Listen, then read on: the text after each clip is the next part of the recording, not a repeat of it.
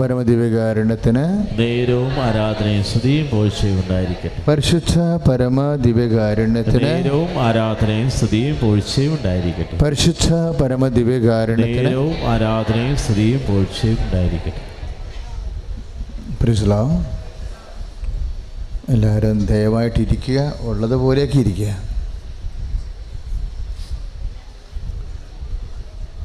മറ്റുള്ളവരെ സ്ഥലമൊക്കെ ഒന്ന് പറ്റുന്ന പോലെയൊക്കെ വന്ന് കർത്താവിന് വേണ്ടി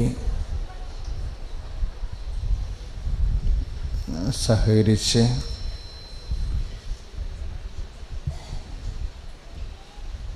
എല്ലാവരും ഇരുത്താൻ നോക്കുക. പ്രിസ്ലാ, ജീവനോടെ ഈശോ എഴുന്നള്ളിയിരിക്കുന്ന ദിവ്യമായ നിമിഷം നമ്മൾ മാത്രമല്ല, വിവിധ സംസ്ഥാനങ്ങളിലും വിവിധ രാജ്യങ്ങളിലും ഈ ശുശ്രൂഷ നമ്മോടുകൂടെ കൂടിക്കൊണ്ടിരിക്കുകയാണ്. അനേക ആയിരങ്ങൾ അവരെല്ലാവരെയും സമർപ്പിച്ചുകൊണ്ട് സ്തുതിയുടെ ഹല്ലേലൂയ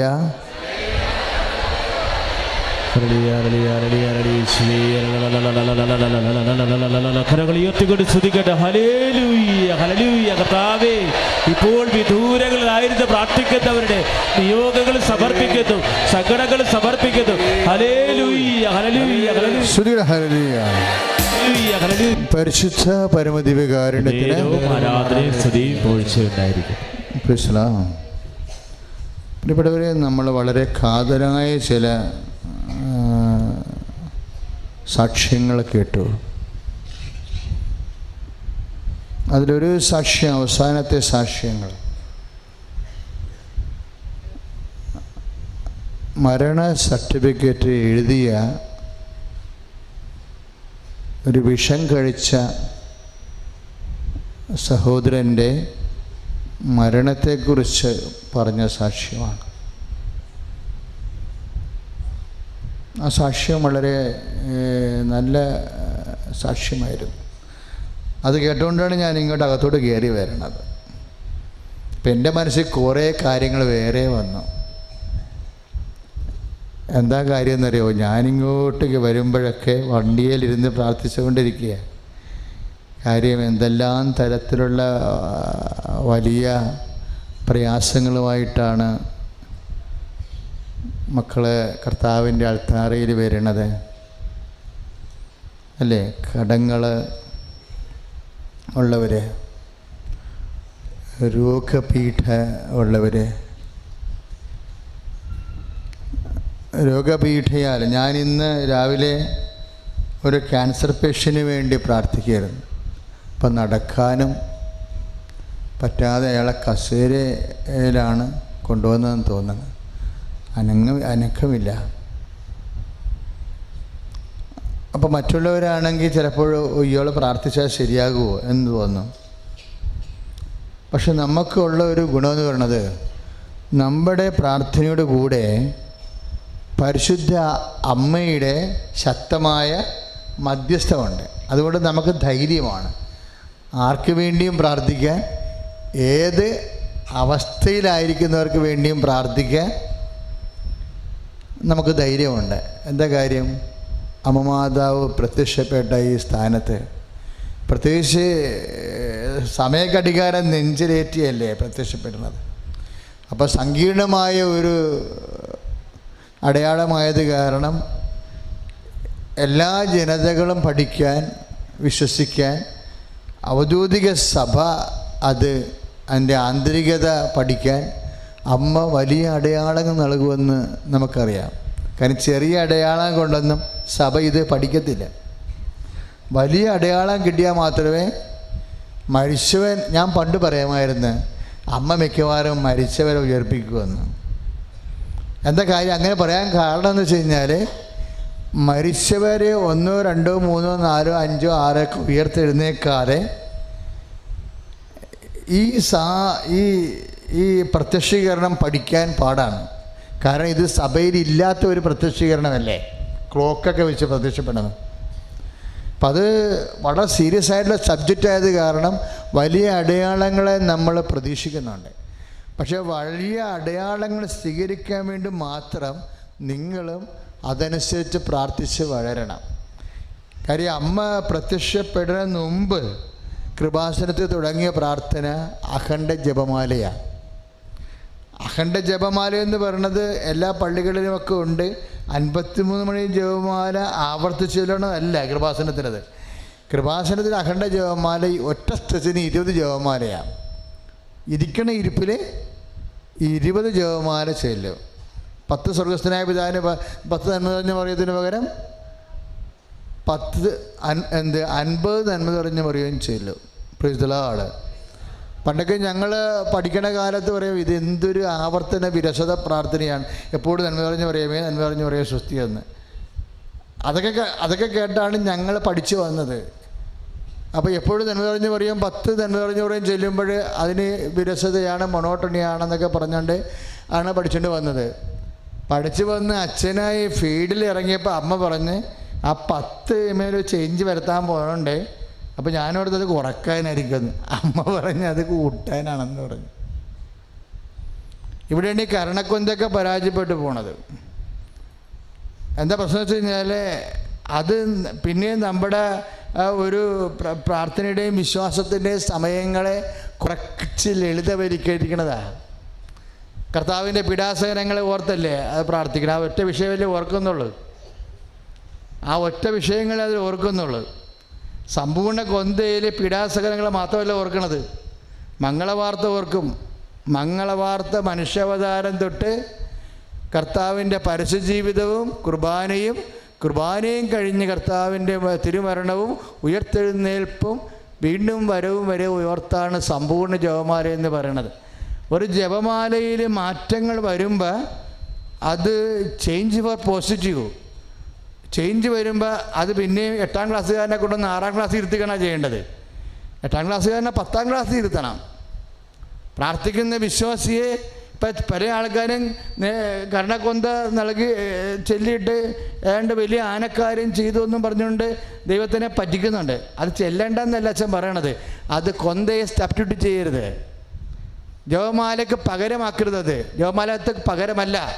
ബിരിയാണിക്ക് പകരം അച്ചാർ കഴിച്ചാൽ മതിയാ. അത് ജപമാലയ്ക്ക് പകരമല്ല. ജപമാല ഇവിടെ എന്താ സംഭവിച്ചതെന്ന് വെച്ച് കഴിഞ്ഞാൽ നിലവിലിരിക്കുന്ന ജപമാലയെ അപ്ഗ്രേഡ് ചെയ്തപ്പോൾ മുമ്പത്തേക്കാൾ കുറച്ചുകൂടി നമുക്ക് പ്രയാസമുള്ള രീതിയിലാക്കി മാറ്റി. എനിക്കത് മനസ്സിലായില്ല. ഇപ്പം ഇന്നൊരു സാക്ഷി ഇവിടെ പറഞ്ഞില്ലേ, എന്താ പറഞ്ഞത്? വെള്ളമില്ല. കോട്ടയത്തെ ഒരു സാക്ഷി നമ്മൾ കേട്ടില്ലേ, വെള്ളമില്ലാതിരുന്നു, ഞങ്ങൾ അവിടെ കുഴൽക്കിണർ കുഴിച്ചു, അപ്പോൾ ആവശ്യത്തിന് വെള്ളം കിട്ടിയെന്ന് അല്ലേ. കോട്ടയത്തുകാരൊക്കെ ആ സാക്ഷ്യം മനസ്സിലാകത്തുള്ളൂ. അല്ലെങ്കിൽ വണ്ടർമേട് ആ ഭാഗങ്ങളുള്ളവർക്ക് ആ സാക്ഷ്യം മനസ്സിലാവും. തീരദേശത്തുള്ളവർക്ക് ആ സാക്ഷ്യം മനസ്സിലാകത്തില്ല. കാര്യം വെള്ളമില്ലാത്ത അവസ്ഥ എന്താണെന്ന് നമുക്കറിയത്തില്ല. ഞാൻ ശാന്തന്മാരെ ധ്യാനിപ്പിക്കാൻ ചെന്നപ്പോൾ ശാന്തന്മാരെ ധ്യാനിപ്പിച്ചുകൊണ്ടിരിക്കുന്ന സമയത്ത് ഒരു ചേടത്തി വന്ന് എൻ്റെ അടുക്കെ പറഞ്ഞു, അച്ഛാ ഞങ്ങൾ ഇവിടുന്ന് പൊറുതി ഉപേക്ഷിച്ച് പോവുകയാണ്. ശാന്തന്മാരെ വന്ന് ഇടിക്കുക. അപ്പോൾ ഞങ്ങളെ പൊറുതി ഉപേക്ഷിച്ച് പോവുകയാണ്. ഞാൻ പറഞ്ഞു, ചേച്ചി എന്നാത്തിനാ പൊറുതി ഉപേക്ഷിക്കണത്? പറഞ്ഞു, അച്ഛാ വെള്ളം കിട്ടണില്ല എന്ന് പറഞ്ഞ്. അപ്പോൾ അവർ ഭർത്താവ് മരിച്ചു പോയി, 2 പെൺകുഞ്ഞുങ്ങളുണ്ട്. അപ്പോൾ എന്താ പ്രശ്നം എന്ന് വെച്ച് കഴിഞ്ഞാൽ അവർ താമസിക്കുന്നത് മലയുടെ 700 അടി മുകളിലാണ് താമസിക്കുന്നത്. മലയുടെ 700 അടി മുകളിലാണ്. ഒരു 300 അടി താഴെ വെള്ളമുണ്ട്. 300 അടി. നമ്മൾ 300 അടി നടന്നു വരുമ്പോൾ അവിടെ ആ വീട്ടുകാർക്ക് അവിടെയും വീടൊക്കെ ഉണ്ട്, അവർക്ക് വെള്ളം കിട്ടുന്നുണ്ട്. അപ്പോൾ ഇപ്പോൾ എന്നാ പ്രശ്നം വെച്ച് കഴിഞ്ഞാൽ ഈ 700 അടി മുകളിൽ മാർച്ച് ഏപ്രിൽ മാസങ്ങളിൽ ഫെബ്രുവരി മാസം തൊട്ട് വെള്ളമില്ല. ആ വെള്ളം ഇല്ലാതെ വന്നപ്പോൾ അവർക്ക് പിന്നെ എങ്ങനെ ജീവിക്കും? നിത്യോപയോഗത്തിനും കഴുകാനും പത്രം കഴുകാനും ഒന്നും വെള്ളമില്ല. പിന്നെ എന്ത് ചെയ്യും? ഈ പെമ്മക്കൾ കൊടുവുമായിട്ട് മലയിൽ നിന്ന് താഴേക്ക് ഇറങ്ങി വരണം. എത്ര അടി? 300 അടി 400 അടി ഇറങ്ങി വരണം. 400 അടി ഇറങ്ങി വരുമ്പോഴാണ് ഈ കിണറ്റിൽ നിന്ന് വെള്ളം കിട്ടണത്. വെള്ളം കിട്ടിയാൽ പിന്നെ ഈ കൊടുവും കൊണ്ട് 400 അടി കയറിപ്പോണം. നമ്മൾ ഒരാഴ്ച 2 ആഴ്ച ചെയ്തപ്പോൾ തന്നെ നടുവും കേടായി, പക്ക് കുടിഞ്ഞ് ആകെപ്പാടെ പാകക്കേടായി. ഇപ്പോഴെന്ത് ചേച്ചി എന്നാ പറഞ്ഞതെന്നറിയാമോ? ചേച്ചി പറഞ്ഞത്, അച്ഛാ ഇപ്പം വെള്ളമില്ലെന്ന് കേട്ടപ്പോൾ വിൽക്കാനും ആരും എടുക്കണില്ല, വെള്ളമില്ലാത്ത സ്ഥലം ആരും എടുക്കുമെന്ന് ചോദിച്ചു. പൈസ ഇവിടെ ഇരിക്കണതുകൊണ്ട് ഈ പറയണ കാര്യം മുഴുവൻ സത്യമാണ്. അല്ലെങ്കിൽ ഞാനൊരു കഥ പോലും പറയാത്ത ആളാണ്, നിങ്ങൾക്കറിയാം. കൊച്ചു കഥകളോ ചെറുകഥകളോ ഒന്നും വചനത്തിൽ കയറ്റത്തില്ല. വചനത്തിൽ എന്തെങ്കിലും പറയുന്നുണ്ടെങ്കിൽ എനിക്ക് നേരിട്ട് അനുഭവത്തിൽ, മറ്റുള്ളവരുടെ അനുഭവം പോലും ഞാൻ പറയത്തില്ല. അല്ലെ കൃപാസനത്തിൽ നടന്ന കാര്യമേ പറയത്തുള്ളൂ. അല്ലാതെ മറ്റുള്ളവർ അങ്ങനെ പറഞ്ഞ് അവർക്ക് ആ അനുഭവം ഉണ്ടായെന്ന് പോലും ഞാൻ പറയത്തില്ല. ഫസ്റ്റ് ഹാൻഡ് നോളജ് തരത്തുള്ളൂ, സെക്കൻഡ് ഹാൻഡ് നോളജ് തരത്തില്ല. അപ്പോൾ ഞാൻ ചേച്ചിയോ പറയണ വെച്ചാൽ ഇത് പെട്ട വിലക്ക് വിൽക്കേണ്ടി വരും. വിറ്റാൽ ഈ കുഞ്ഞുങ്ങൾ ഞങ്ങൾ എങ്ങനെ കെട്ടിക്കും? അതാണ് രണ്ടാമത്തെ പ്രശ്നം. ഇപ്പോൾ വെള്ളമില്ലാത്ത കൊണ്ട് വളരെ മോശം വിലക്ക്, ചെറിയ വിലക്കേ വിൽക്കാൻ പറ്റത്തുള്ളൂ. വിൽക്കാൻ പറ്റിക്കഴിഞ്ഞാൽ കിട്ടുന്ന കാശ് കൊണ്ട് ഈ 2 പെൺകുഞ്ഞുങ്ങളെയും കെട്ടിക്കാൻ പറ്റും. വാടകയ്ക്ക് പോകാമെന്ന് വെച്ചാലും ബാക്കിയുള്ള പെൺകുഞ്ഞുങ്ങളെ കെട്ടിക്കണ്ടേ? ഒരാളെ കെട്ടിക്കുമ്പോൾ കാശ് തരും, മറ്റയാൾ വീട്ടിൽ നിന്ന് പോകും. ആകെപ്പാടെ പ്രശ്നമാണ്. ഞാനെപ്പോഴും കർത്താവിൻ്റെ തിരുസന്നിധി പ്രശ്നം തന്നെ വെച്ചിരിക്കണത്. ഞാൻ പ്രശ്നത്തിൻ്റെ അപ്പുറത്തൊരു ദൈവത്തെക്കുറിച്ച് ജനങ്ങളോട് സംസാരിച്ചിട്ടുണ്ടെങ്കിൽ നിത്യജീവനെക്കുറിച്ച് മാത്രമാണ്. നിത്യജീവനെക്കുറിച്ച് മാത്രമേ സംസാരിക്കത്തുള്ളൂ. പിന്നെ കാര്യം നിത്യജീവനെ സംബന്ധിച്ചിടത്തോളം ഒരു പ്രശ്നം വന്നാൽ ഞാൻ പ്രശ്നത്തിനേക്കാൾ വലുതാണ് നിത്യജീവനെന്ന് പറയും ജനങ്ങളോട്. കാര്യം കർത്താവിനും മരണത്തേക്കാൾ വലുതായിരുന്നല്ലോ നിത്യജീവൻ. കർത്താവിന് നമ്മുടെ മരണത്തേക്കാൾ വലുതാണ്, തൻ്റെ മരണത്തേക്കാൾ വലുതായ നിത്യജീവനായതുകൊണ്ടാണല്ലോ കർത്താവ് ക്രൂശിക്കപ്പെടാൻ തയ്യാറായത്. Price the Lord. Hallelujah, hallelujah. അപ്പം ഞാൻ ചേച്ചിക്കൊരു തിരി വഞ്ചരിച്ചു കൊടുത്ത്, ചേച്ചി വിൽക്കാൻ വരട്ടെ, പോകാൻ വരട്ടെ, കർത്താവ് ജീവനോടെ നിൽക്കുന്നുണ്ടല്ലോ. നമുക്ക് ആദ്യം കർത്താവിനോട് പറയാം. കാര്യം നമുക്ക് വേറെ വഴിയില്ലല്ലോ, നമുക്ക് വേറെ വഴിയില്ല എന്ന് പറഞ്ഞതും കർത്താവിനോടാണ് പറയേണ്ടതെന്ന് പറഞ്ഞതും ആദ്യത്തെ മാർപ്പാപ്പ പത്രോസാണ് പറഞ്ഞത്. ഓരോരുത്തർ അവരുടെ വഴി നോക്കി പോയപ്പോൾ പത്രോസിനോട് കർത്താവ് ചോദിച്ചു, നിൻ്റെ വഴി നീ നിനക്ക് നോക്കുന്നുണ്ടോ? നിൻ്റെ വഴി നോക്കി നീ പോകണ്ട? അപ്പോഴേ പറഞ്ഞ് ഞങ്ങൾക്കൊരു വഴിയേ ഉള്ളൂ, അതെൻ്റെ കർത്താവാണ് എൻ്റെ വഴിയെന്ന്. Praise the Lord. സ്തുതിയുടെ ഹല്ലേലൂയ, യേശു സ്തുതിയുടെ ഹല്ലേലൂയ, യേശു സ്തോത്രം, യേശു സ്തോത്രം, ഹല്ലേലൂയ, ഹല്ലേലൂയ, ഹല്ലേലൂയ, ഹല്ലേലൂയ, ഹല്ലേലൂയ, ഹല്ലേലൂയ, ഹല്ലേലൂയ. യേശുവേ സ്തുതിക്കട്ടെ, ശക്തമായി സ്തുതിക്കട്ടെ. ഹല്ലേലൂയ, ഹല്ലേലൂയ, ഹല്ലേലൂയ, ഹല്ലേലൂയ. യേശുവേ നന്ദി കർത്താവേ. ആരാധനയും സ്തുതിയും പുകഴ്ചയും ഉണ്ടായിരിക്കട്ടെ. പരിശുദ്ധ പരമദിവ്യകാരുണ്യത്തിന് ആരാധനയും സ്തുതിയും പുകഴ്ചയും ഉണ്ടായിരിക്കട്ടെ. ഒരു തിരി വഞ്ചരിച്ച് കൊടുത്തിട്ട് പറഞ്ഞ് ചേച്ചി പോയി ഒരു വിശ്വാസ പ്രമാണവും 7 സ്വർഗസ്ഥനായതും 7 നന്മ നിറഞ്ഞവരും ചെല്ലാൻ പറഞ്ഞു. എന്തിനാ വിശ്വാസ പ്രമാണം ചെല്ലാൻ പറഞ്ഞത്? നിങ്ങളൊക്കെ ചെല്ലണ വിശ്വാസ പ്രമാണമല്ലേ? ആണോ? മകന് ജോലിയില്ലാത്തപ്പോഴും ഇൻ്റർവ്യൂവിന് പോയിരിക്കുമ്പോഴും ഇപ്പം കേസിന് പോയ കാര്യം പറഞ്ഞില്ലേ, ഒരു ചെടുത്ത് കേസിൻ്റെ കാര്യം പറഞ്ഞില്ലേ, ഇപ്പോൾ കുറേ സാക്ഷ്യമായി ഇതുപോലെ കേസും കോടതിയും അമ്മ എല്ലാത്തിനും ഇറക്കിക്കൊണ്ട് പോരുകയും. ആ സാക്ഷ്യം കഴിഞ്ഞ ആഴ്ച ഒരു സിസ്റ്റം സാക്ഷ്യം പറഞ്ഞായിരുന്നു, 33 കേസ്. അവനോട് അവൻ്റെ ജഡ്ജി തന്നെ ബന്ധമുള്ള വക്കീലിനോട് പറഞ്ഞു ഇവൻ പണി മേടിക്കുമെന്ന് പറഞ്ഞു. അപ്പോൾ വിളമ്പടിക്ക് ആശീർവാദം കൈ വെച്ചുകൊണ്ട് കണ്ണീരോടെ പോയി കൂട്ടി നിൽക്കും. അമ്മേ പണി തരല്ലേ, ഞാൻ അമ്മയുടെ മകനാണ്, എൻ്റെ കയ്യിൽ നിന്ന് അബദ്ധം പറ്റിയാണ്, അമ്മക്കല്ലേ അറിയാൻ പാടുള്ളൂ, എനിക്ക് ഇവിടെ തന്നെ എനിക്കൊരു ചാൻസ് തരാൻ പറഞ്ഞു. അമ്മ പറഞ്ഞു നിനക്ക് ഞാനൊരു ചാൻസ് തന്നിരിക്കണം എന്ന് പറഞ്ഞു. ജഡ്ജി ഉടനെ ചോദിച്ചു വക്കീലിനോട്, ഈ പറഞ്ഞ വേറെ ഒരു പരാതി ഉണ്ടെന്ന് പറഞ്ഞില്ല, ആ പരാതിയുടെ പേപ്പർ എന്തെന്ന് ചോദിച്ചു. അപ്പോൾ പേപ്പർ നോക്കിയിട്ട് പേപ്പർ കാണാനില്ല. അപ്പോൾ അവൻ പറയുകയാണ് അമ്മ പേപ്പർ എടുത്ത് മാറ്റിയിരുന്നു. കുറച്ച് 5 മിനിറ്റ് കഴിഞ്ഞപ്പോൾ ജഡ്ജി പറഞ്ഞു നീ പോയിക്കൊള്ളാൻ പറഞ്ഞു. അവനെ വെറുതെ വിട്ടു. 33 കേസുള്ള ആളെ. അതെന്താ അവൻ അവിടെ നിന്ന് പറഞ്ഞു അമ്മ ഇനിയുള്ള കാലം എനിക്ക് അബദ്ധം പറ്റി, ഇനിയുള്ള കാലം ഞാൻ അമ്മയെ ഓർത്ത് ജീവിച്ചോളാമെന്ന് പറഞ്ഞു. അതാണ് സംഭവം. നിങ്ങളൊക്കെ അങ്ങനെ പറയണം എല്ലാവരും കേട്ടാ. എന്തെങ്കിലും കയ്യബദ്ധങ്ങളൊക്കെ വെച്ചിട്ടുണ്ടെങ്കിലേ നിങ്ങൾ നിരാശപ്പെട്ട് ദൈവം ഞങ്ങളെ തള്ളിക്കളഞ്ഞ് ഇപ്പോൾ അബോർഷനായി അല്ലെങ്കിൽ വേറെ എന്തെങ്കിലും കുന്ത്രാണ്ടത്തൊക്കെ ചെന്ന് ചാടി മനസ്സിന് ഭാരമാണ്. ദൈവം എന്നെ കൈവിട്ടിരിക്കുകയാണ്, ദൈവം പോലും എന്നെ കേൾക്കത്തില്ല. കാര്യം എൻ്റെ കയ്യിരിപ്പ് അത്രമായിരുന്നു, ഇനിയിപ്പോൾ എങ്ങനെ നന്നാകാനാണ്? ഒക്കട്ടെ. അങ്ങനെ ഒന്ന് ഇവിടെ വന്നിരിക്കരുത്. ഒന്ന് പറഞ്ഞാൽ മതി, അമ്മേ കുറച്ച് അബദ്ധം പറ്റിപ്പോയി, അറിഞ്ഞും ചെയ്തിട്ടുണ്ട് അറിയാണ്ടും ചെയ്തിട്ടുണ്ട്, ഇപ്പം എനിക്ക് എല്ലാം മനസ്സിലായി വരുന്നുണ്ട്, എനിക്കൊരു അവസരം കൂടി തരണം എന്ന് പറഞ്ഞാൽ നിനക്ക് 10 അവസരം തരും. സ്തുതിയുടെ ഹല്ലേലൂയ, യേശു സ്തുതി, ഹല്ലേലൂയ, ഹല്ലേലൂയ, ഹല്ലേലൂയ, ഹല്ലേലൂയ. കരങ്ങൾ ഉയർത്തിക്കൊണ്ട് സ്തുതിക്കട്ടെ. ഹല്ലേലൂയ. ശക്തമായ ദിവ്യകാരുണ്യത്തിന് ആരാധനയും സ്തുതിയും പുകഴ്ചയും. മക്കളെ, പാട്ട് കേൾക്കുമ്പോഴും പ്രസംഗം കേൾക്കുമ്പോഴേ സ്നേഹത്തോടെ കേൾക്കണം. ആദ്യമായിട്ടാണ് ഞാനീ പ്രസംഗം കേൾക്കണത്, ആദ്യമായിട്ടാണ് ഞാനീ പാട്ട് കേൾക്കണമെന്ന് ശ്രദ്ധിച്ച് കേട്ടിട്ട് അത് സ്വന്തമായിട്ട് മാറ്റണം. നിങ്ങളുടെ സ്വന്തമായിട്ട് മാറ്റണം. അപ്പോൾ നിങ്ങൾ പാടുമ്പോൾ നിങ്ങൾ ദൈവത്തോട് പ്രാർത്ഥിക്കുകയാണെന്ന് നിങ്ങൾക്ക് തന്നെ തോന്നണം. അങ്ങനെ തോന്നിയാൽ പ്രാർത്ഥന കറക്റ്റ് പാകമാകും. പാകപ്പെട്ട പ്രാർത്ഥനയാണത്. പ്രാർത്ഥിക്കുമ്പോൾ സ്നേഹത്തോടെ പ്രാർത്ഥിക്കണം. ഇത് കേൾക്കുമ്പോൾ ആദ്യമായിട്ടാണ് ഇത് കേൾക്കണത് എന്ന് തോന്നിയിട്ട് പ്രാർത്ഥിക്കുമ്പോൾ നിങ്ങൾ തന്നെയാണ് പ്രാർത്ഥിക്കുന്നത് എന്ന് ആ ഒരു ബോധത്തിൽ പ്രാർത്ഥിച്ച് വരുമ്പോൾ ദൈവത്തിന് എന്ത് തോന്നും? നിങ്ങൾ സീരിയസ് ആണെന്ന് തോന്നും. ഇല്ലേ? എല്ലാ ധ്യാനത്തിലും അച്ഛൻ പറയണതാണ്, നമ്മൾ സീരിയസ് ആണെന്ന് ദൈവത്തിന് തോന്നുകയാണ് പ്രാർത്ഥന കേൾക്കാനുള്ള ആദ്യത്തെ നടപടി. നമ്മൾ സീരിയസ് ആയാൽ ദൈവം എന്താകും? ദൈവം സിൻസിയറാകും. നമ്മൾ സിൻസിയറായാൽ ദൈവം എന്താണ്? സീരിയസ് ആകും. ഞാൻ ഈ 10-42 കൊല്ലം സഭയിൽ വന്നപ്പോൾ പഠിച്ച കാര്യം അതാണ്. എല്ലാത്തിനും നമ്മൾ സീരിയസ് ആണ് ദൈവികമായ കാര്യങ്ങൾക്ക്. അപ്പോൾ ദൈവം സിൻസിയറാകും. സീരിയസ് എന്ന് വെച്ചാൽ ഗൗരവം, സിൻസിയർ എന്ന് വെച്ചാൽ ആത്മാർത്ഥം. എല്ലാ കാര്യത്തിനും ഈ വിഷയത്തിൽ നിങ്ങൾ നിങ്ങളുടെ വിഷയത്തെ ഓർത്ത് ദൈവം ശ്രദ്ധിക്കണ പോയിൻ്റ് നിങ്ങൾ ശ്രദ്ധിക്കാവൂ.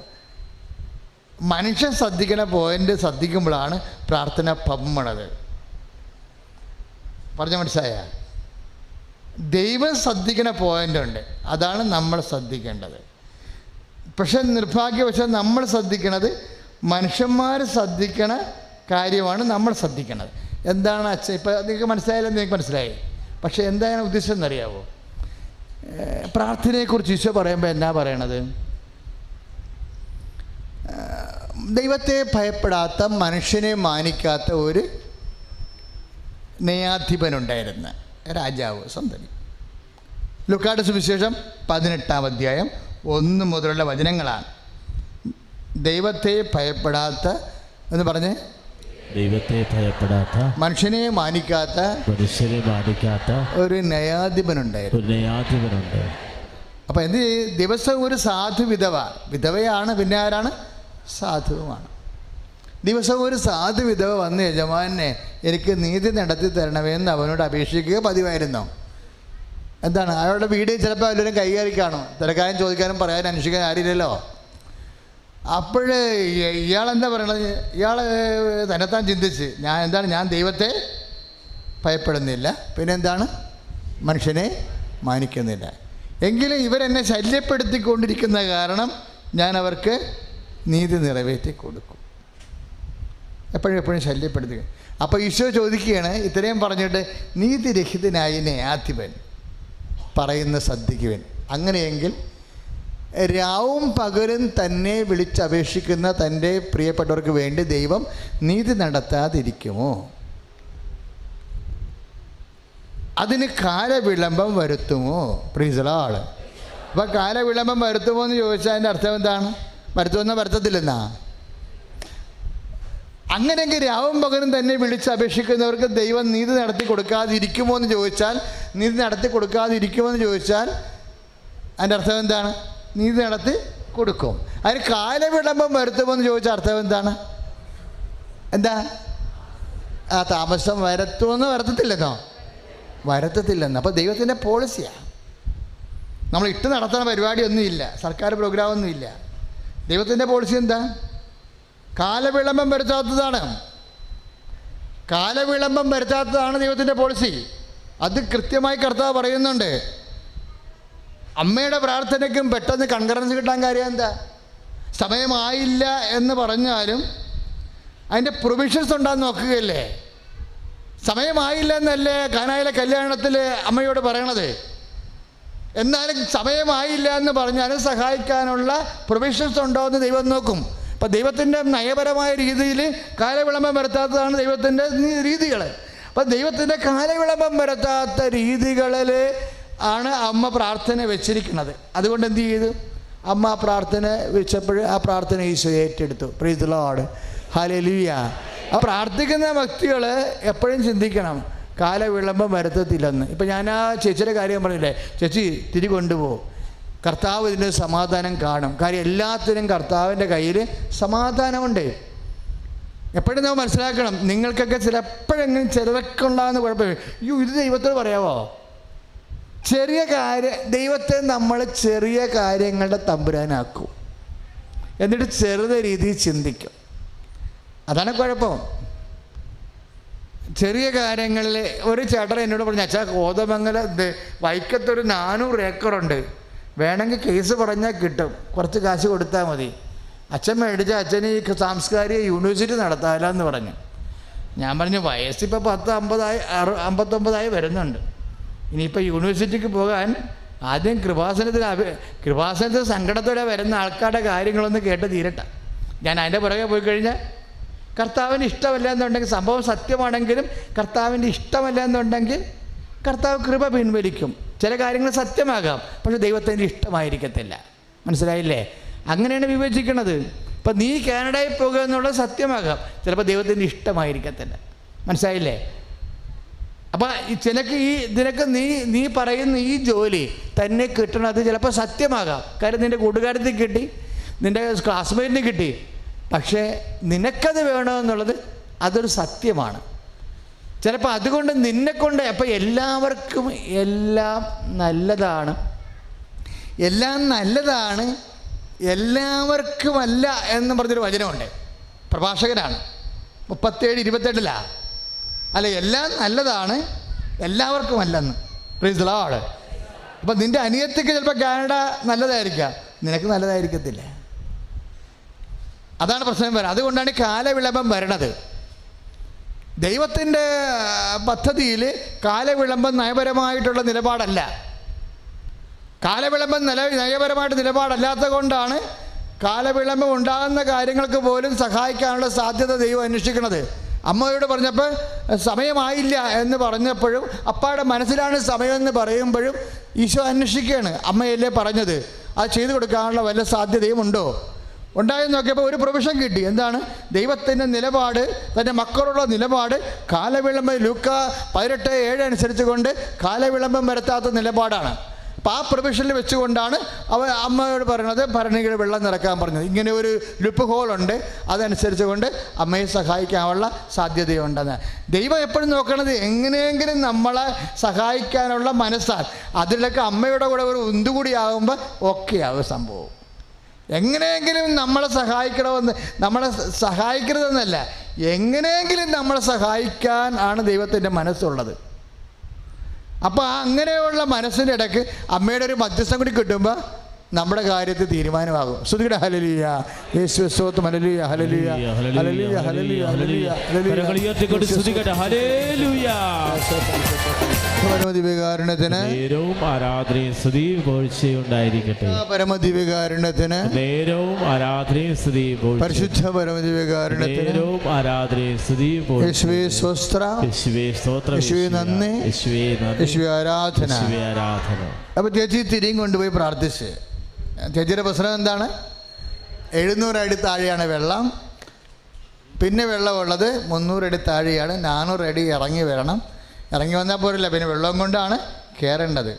ഇവർക്ക് ഈ കല്യാണം പ്രായമായ മക്കളെ ഇങ്ങനെ ഇനി വെള്ളത്തിന് സന്ധ്യക്കൊക്കെ വിട്ട് കഴിഞ്ഞാൽ അതൊക്കെ പുലിവാല് വേറെയാണ്. അപ്പോൾ എല്ലാം കൊണ്ട് ഒരു മടുത്ത, സ്ഥലം മടുത്ത്, ജീവിതവും മടുത്ത്, ഒരു നരക യാതനയാണ് ശരിക്കും. ആരോട് സങ്കടം പറയാനാണ്? സ്ഥലം വിൽക്കാനാണെങ്കിൽ വിൽക്കാൻ വിളവില്ലാതെ എടുക്കണമില്ല. അപ്പം ചില സമയത്ത് നമ്മുടെ മുമ്പിലുള്ള പ്രശ്നം മാനുഷ്യമായി കൈകാര്യം ചെയ്യാൻ പറ്റാത്തതായിരിക്കും. ഇല്ല മക്കളെ, മനസ്സിലായില്ലേ? എങ്ങനെ അതിൻ്റെ അകവും പുറവും മുകളും താഴെയൊക്കെ പരിശോധിച്ചാലും ഈ വിഷയത്തിന് മാനുഷിക പരിഹാരമില്ലാത്തതായിരിക്കും. എൻ്റെ മക്കളെ, മാനുഷികമായ പരിഹാരം ഒരു വിഷയത്തിന് ഇല്ല എന്ന് വെച്ചാൽ അതിൻ്റെ അർത്ഥം എന്താണ്? പരിഹാരമേ ഇല്ലെന്നാണോ? അല്ല. Price the Lord. മാനുഷികമായ ഒരു പരിഹാരം ഇല്ല എന്ന് വെച്ചാൽ, ഇപ്പോൾ ഒരു 5ാം ക്ലാസ്സിലെ കൊച്ചിനോട് നമ്മൾ പറഞ്ഞു അരിച്ചാക്കെടുക്കാൻ പറഞ്ഞു. അപ്പോഴതിൻ്റെ അർത്ഥം എന്താണ്? അരിച്ചാക്കെടുക്കുക കൊച്ച്, 5ാം ക്ലാസ്സിലെ കുഞ്ഞ്.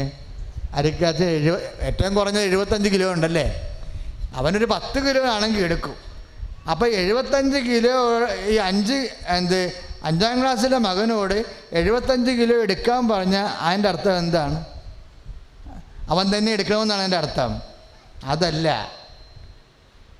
നിനക്ക് ഭാരമായ കാര്യം, നിനക്ക് സാധിക്കാത്ത കാര്യം നീ ചെയ്യണമെന്നല്ല ഉദ്ദേശിക്കണത്, ദൈവം തന്നെ ചെയ്യണമെന്നാണ്. കൈ ഇടിച്ച് കർത്താണ്.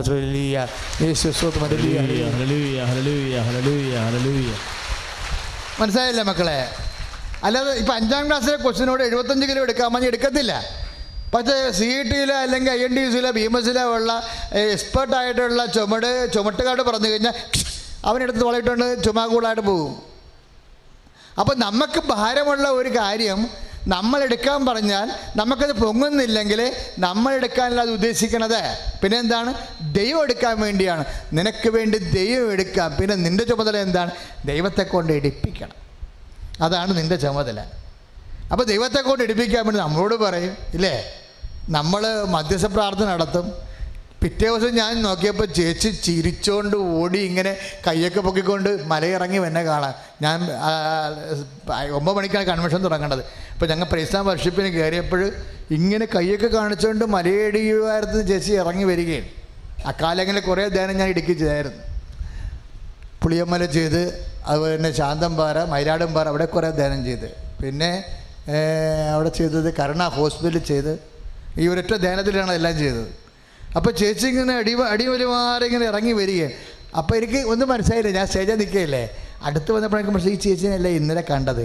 ചേച്ചി വെടിച്ചില് പോലെ വന്ന് എൻ്റെ സ്റ്റേജിൻ്റെ അരികിൽ നിൽക്കുകയാണ്. എന്നിട്ട് ഇവരിങ്ങനെ കയ്യും കാര്യമൊക്കെ കാണിക്കുന്നുണ്ട്. അപ്പോൾ ഞാൻ പറഞ്ഞ് നിൽക്കുക, സ്തുതിപ്പ് നടന്നുകൊണ്ടിരിക്കുകയല്ലേ. സ്തുതിപ്പ് കഴിഞ്ഞപ്പോൾ ഞാൻ ചേച്ചി അടുത്ത് പോയി, ചേച്ചി എന്നാ? അച്ഛാ, തിരി പകുതി ആയപ്പോൾ കിണറ്റി വെള്ളം പൊങ്ങി വരാൻ തുടങ്ങിയെന്ന് പറഞ്ഞു.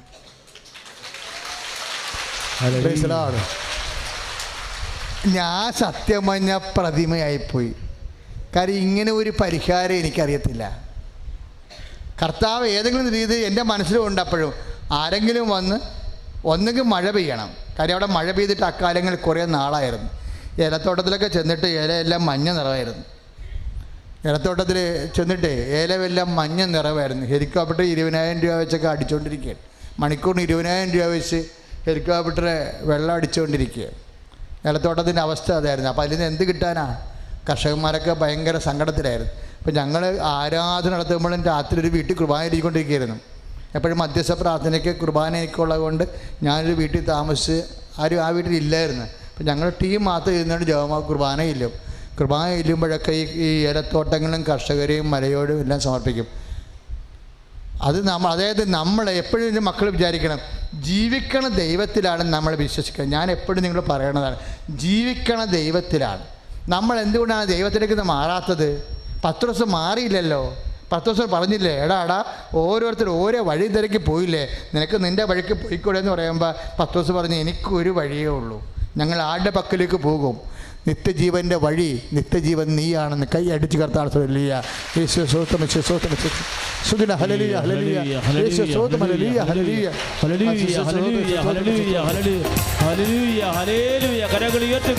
സ്തുതിച്ച് പ്രാർത്ഥിക്കട്ടെ. കർത്താവായ ദൈവമേ, നിത്യജീവന്റെ വചസ്സുകൾ അങ്ങയുടെ പക്കലാണല്ലോ കർത്താവേ. ആരാധനയും സ്തുതിയും പുകഴ്ചയും ഉണ്ടായിരിക്കട്ടെ. മക്കളെ, അതൊരു ശരണമെന്നാ പറയണത്. ഇപ്പം പത്രോസ് എന്താ ചോദിച്ചത്? എല്ലാവരും അവരുടെ വഴിക്ക് പോയല്ലോ, നിനക്ക് നിൻ്റെ വഴിക്ക് പോകാൻ മേലേന്ന് ചോദിച്ചപ്പോൾ എന്നാ പത്രോസ് പറഞ്ഞത്? ഞങ്ങൾ യോഹന്നാൻ 6:68 അല്ലേ, ഞങ്ങൾ ആരുടെ പക്കലേക്ക് പോകും? എന്താ കാര്യമാണ്? നിത്യജീവൻ്റെ വചനങ്ങൾ. ഇത് അവസാനവും പത്രോസ് പറയുന്നുണ്ട്. പത്രോസിനെ കൊണ്ട് കർത്താവ് ഈ വചനം പഠിപ്പിച്ചിട്ടാണ് 3000 പേരെ ജ്ഞാനസ്നാനപ്പെടുത്തിയത്. 3000 പേര് പത്രോസിൻ്റെ പ്രസംഗത്തിൽ ജ്ഞാനസ്നാനപ്പെട്ടില്ലേ? ഒറ്റ പ്രസംഗത്തിൽ ഇല്ലേ? അതെന്താ? നമ്മൾ നടപടി 4-ാം അധ്യായം അതായത് ദിവ്യകാരുണ്യത്തെക്കുറിച്ച് ആ മനുഷ്യനെ എടുത്ത നിലപാട്, ആ നിലപാടിൻ്റെ വചനത്തിൻ്റെ അകത്ത് ഭയങ്കര പവറാണ്. എന്താ കാര്യം? നമ്മൾ നിൽക്കും തോറും നമ്മുടെ വിശ്വാസം മൂത്ത് വരും. മനസ്സിലായില്ലേ മക്കളെ?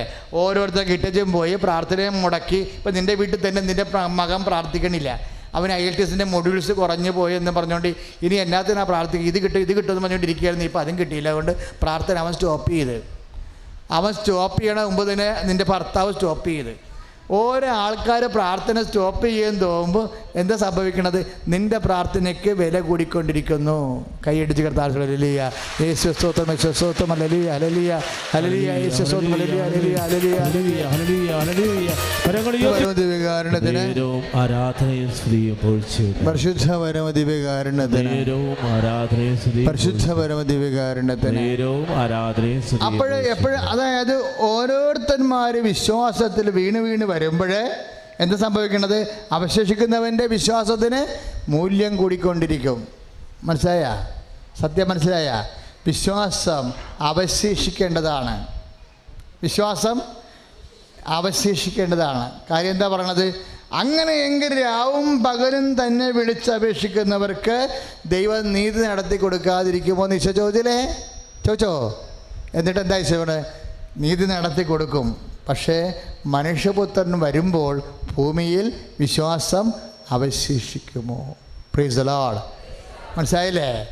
കർത്താവ് അതായത് എങ്കിലും മനുഷ്യപുത്രൻ വരുമ്പോൾ നമുക്ക് 18:7 ലുക്കായുടെ സുവിശേഷം, എങ്കിലും മനുഷ്യപുത്രൻ വരുമ്പോൾ എന്ന് പറഞ്ഞ് ഭൂമിയിൽ വിശ്വാസം അവശേഷിക്കുമോ? അപ്പോൾ എന്താ ചോദിക്കണത്? അപ്പോൾ ദൈവം നമ്മളിൽ അവശേഷിക്കണമെന്ന് കരുതണത് എന്താണ്? വിശ്വാസം. പക്ഷേ വിശ്വാസം അവശേഷിക്കാൻ വേണ്ടി ദൈവം മനുഷ്യപുത്രൻ വരുമ്പോൾ എന്താണ് അവശേഷിക്കേണ്ടത്? അവശേഷിക്കുന്ന വിശ്വാസം, അതിജീവിക്കുന്ന വിശ്വാസം ഒക്കെ ബൈബിളിലെ പ്രധാനപ്പെട്ട വിഷയങ്ങളാണ്. പക്ഷേ ഈ മനുഷ്യപുത്രൻ വരുമ്പോഴെന്ന് പറഞ്ഞില്ലേ, മനുഷ്യപുത്രൻ എപ്പോഴാണ് വരണത്? അതാണ് പ്രശ്നം. മനുഷ്യപുത്രൻ എപ്പോഴാണ് വരണത്? കർത്താവ് പറഞ്ഞു, നിങ്ങൾക്ക് കാലത്തിൻ്റെ അടയാളങ്ങൾ വിവേചിക്കാൻ കഴിയുമോ? മർക്കോസിൻ്റെ 13:28 വരുമ്പോൾ എന്താ പറയണത്? കാലത്തിൻ്റെ ഭാവമാറ്റങ്ങൾ പ്രവചിക്കാൻ കഴിയുമോ? അത്തിമരത്തെ കണ്ട് പഠിക്കുവിൻ.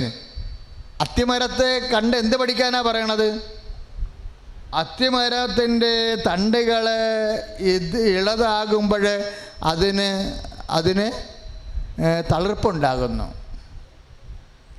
തളിർപ്പുണ്ടാകുന്നു.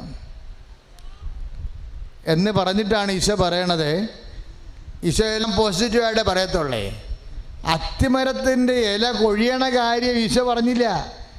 തളർപ്പുണ്ടാകണ എപ്പോഴാണ്? നമുക്കറിയാം. അമ്പലമായാലും ശരി, റബ്ബറായാലും ശരി, ഇല കൊഴിയണ ഒരു കാലമുണ്ട്. ഇല കൊഴിയണ എപ്പോഴാണ്? വേനൽക്കാലം. ഈശോ പറഞ്ഞു വേനൽക്കാലമാണെന്ന് ഈശോ പറഞ്ഞു. അത്തിമരത്തിൻ്റെ കമ്പുകൾ ഇളതാവുകയും അത് പുതിയ പുതിയ നാമ്പുകൾ ഉണ്ടാകുകയും ചെയ്യുന്നത് വേനൽക്കാലത്താണെന്ന് ഈശോ പറഞ്ഞു. അപ്പോൾ വേനൽക്കാലത്ത് എന്താ സംഭവിക്കണത്? ഇല കൊഴിയും. ആദ്യം ഇല കൊഴിയണതാണ് പറയേണ്ടിയിരുന്നത് കർത്താവ്. അത് നെഗറ്റീവ് ഫാക്ടർ ആയത് കാരണം ഈശോ അത് അവോയ്ഡ് ചെയ്യും. അതിൻ്റെ പോസിറ്റീവ് ഫാക്ടർ പറയും. എന്ത് പറയും? തളിർക്കണ കാര്യം പറയും. മനസ്സിലായില്ലേ? തളിർക്കണ കാര്യം പറയും. വേനൽക്കാലം ഇല കൊഴിയണ കാലമാണെന്ന് പറയുന്നതിന് പകരം ഈശോ എന്ത് പറയും? വേനൽക്കാലം കഴിയുമ്പോൾ ഇല തളിർക്കുമെന്ന് പറയുമല്ലോ. ഒന്ന് ശ്രദ്ധിച്ചാൽ ഹല്ലേലൂയ. കരങ്ങൾ ഉയർത്തിക്കൊണ്ട് സ്തുതിക്കട്ടെ. ഹല്ലേലൂയ, ഹല്ലേലൂയ, ഹല്ലേലൂയ. കൈകൾ ഉയർത്തി സ്തുതിക്കട്ടെ. കർത്താവേ, ഞങ്ങളെ സ്തുതിച്ച് പ്രാർത്ഥിക്കട്ടെ. കർത്താവേ, ആരാധിച്ച് വണങ്ങട്ടെ. കർത്താവേ, രോഗദുരിതങ്ങൾ, വേദനകൾ, വിഷമതകൾ, ഞങ്ങളുടെ ജീവിത സങ്കടങ്ങൾ സമർപ്പിച്ചുകൊണ്ട് പ്രാർത്ഥിക്കട്ടെ. കർത്താവേ, കരങ്ങൾ ഉയർത്തി ശക്തമായി സ്തുതിക്കട്ടെ. ഹല്ലേലൂയ. കർത്താവേ, തൊഴിൽ മേഖലകളെ സമർപ്പിച്ച് പ്രാർത്ഥിക്കട്ടെ. കർത്താവേ, IELTS എക്സാം എഴുതുന്നവരെ സമർപ്പിച്ച് പ്രാർത്ഥിക്കട്ടെ. കർത്താവേ, OET എക്സാം എഴുതുന്നവരെ സമർപ്പിച്ച് പ്രാർത്ഥിക്കട്ടെ. കർത്താവേ, വിദേശ ജോലി ആഗ്രഹിക്കുന്നവരെ സമർപ്പിച്ച് പ്രാർത്ഥിക്കുന്നു. ഹല്ലേലൂയ. Price the Lord. അതായത് മർക്കോസ് 13:28 അത്തിമരത്തിൽ നിന്ന് പഠിക്കുവേൻ. അതിൻ്റെ കൊമ്പുകൾ ഇളതായി തളിർക്കുമ്പോൾ വേനൽക്കാലം അടുത്തിരിക്കുന്നുവെന്ന് നിങ്ങൾക്കറിയാം. കൊമ്പ് തളിർക്കുമ്പോൾ എന്ത് സംഭവിക്കണമെന്ന്? അപ്പം തളർക്കുന്ന കാര്യത്തിനാണ് ഈശോ പ്രാധാന്യം കൊടുക്കുന്നത്. തളർക്കണ മുമ്പ് എന്താ സംഭവിക്കണത്? ഇല കൊഴിയും. അപ്പോൾ ജീവിതത്തിലുണ്ടാകുന്ന മോശം അനുഭവങ്ങൾക്കല്ല വിശ്വാസി പ്രാധാന്യം കൊടുക്കേണ്ടത്. ജീവിതത്തിലുണ്ടാകുന്ന നെഗറ്റീവ് അനുഭവങ്ങൾക്കല്ല വിശ്വാസി പ്രാധാന്യം കൊടുക്കേണ്ടത്.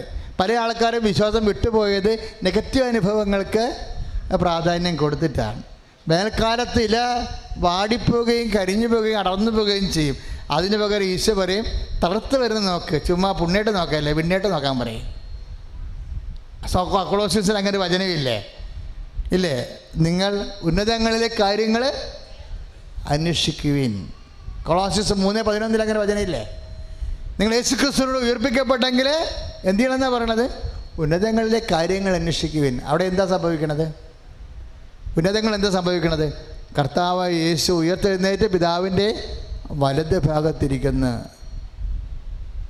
അപ്പോൾ എല്ലാത്തിൻ്റെയും ഉന്നിൽ പോസിറ്റീവായിട്ടുള്ള കാര്യങ്ങൾ നോക്കാനാണ് ഈശോ പറയണത്.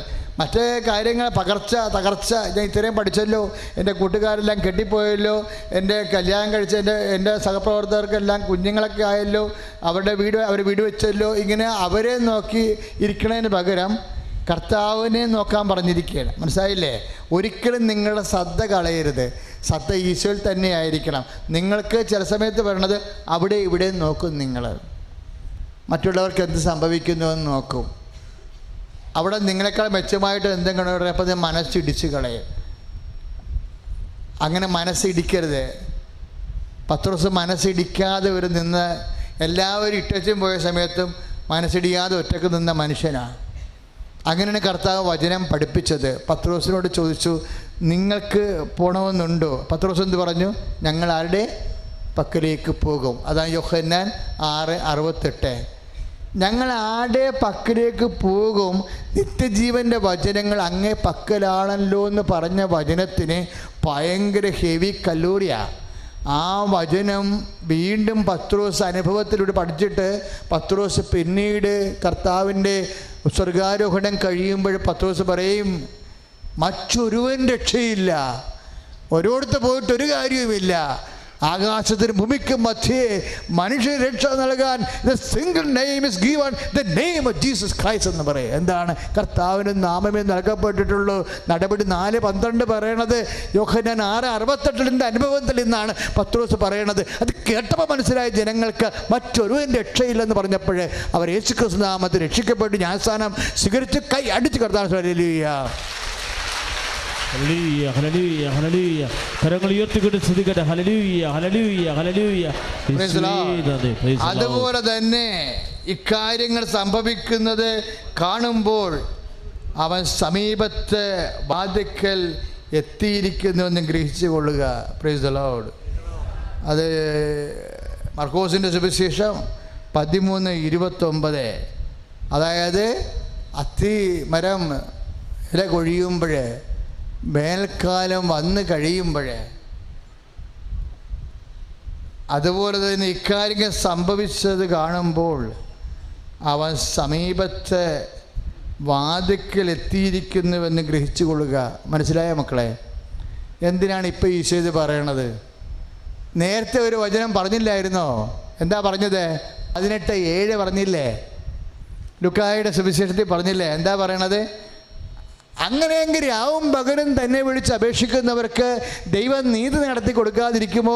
അതിന് കാലവിളംബം വരുത്തുമോ എന്ന് ചോദിച്ചത്. എങ്കിലും മനുഷ്യപുത്രൻ വരുമ്പോൾ, 18:7 ലുക്കായുടെ സുവിശേഷം, എങ്കിലും മനുഷ്യപുത്രൻ വരുമ്പോൾ ഭൂമിയിൽ അല്പമെങ്കിലും വിശ്വാസം അവശേഷിച്ചിട്ടുണ്ടായിരിക്കുമോ? Price the Lord. അപ്പോൾ മനുഷ്യപുത്രൻ വരുമ്പോൾ അവശേഷിച്ചതായിട്ട് കാണപ്പെടുന്നത് എന്ത് വിഷയമാണ്? വിശ്വാസം. കൈയടിച്ച് കർത്താവ് ഹല്ലേലൂയ. Price the Lord. പക്ഷേ പിന്നീട് ഇപ്പം വ്യാഖ്യാനിച്ച് പരിശുദ്ധാത്മാവ് എന്താ പറയണത്? മനുഷ്യപുത്രൻ വരുമ്പോൾ അവശേഷിച്ചിട്ടുണ്ടോ ഇല്ലയോ എന്ന് ദൈവം നോക്കുന്നത് വിശ്വാസമാണ്. പക്ഷെ ഒരു പ്രശ്നമുണ്ട്. എന്താണ്? മനുഷ്യപുത്രൻ എപ്പോഴാണ് വരണത്?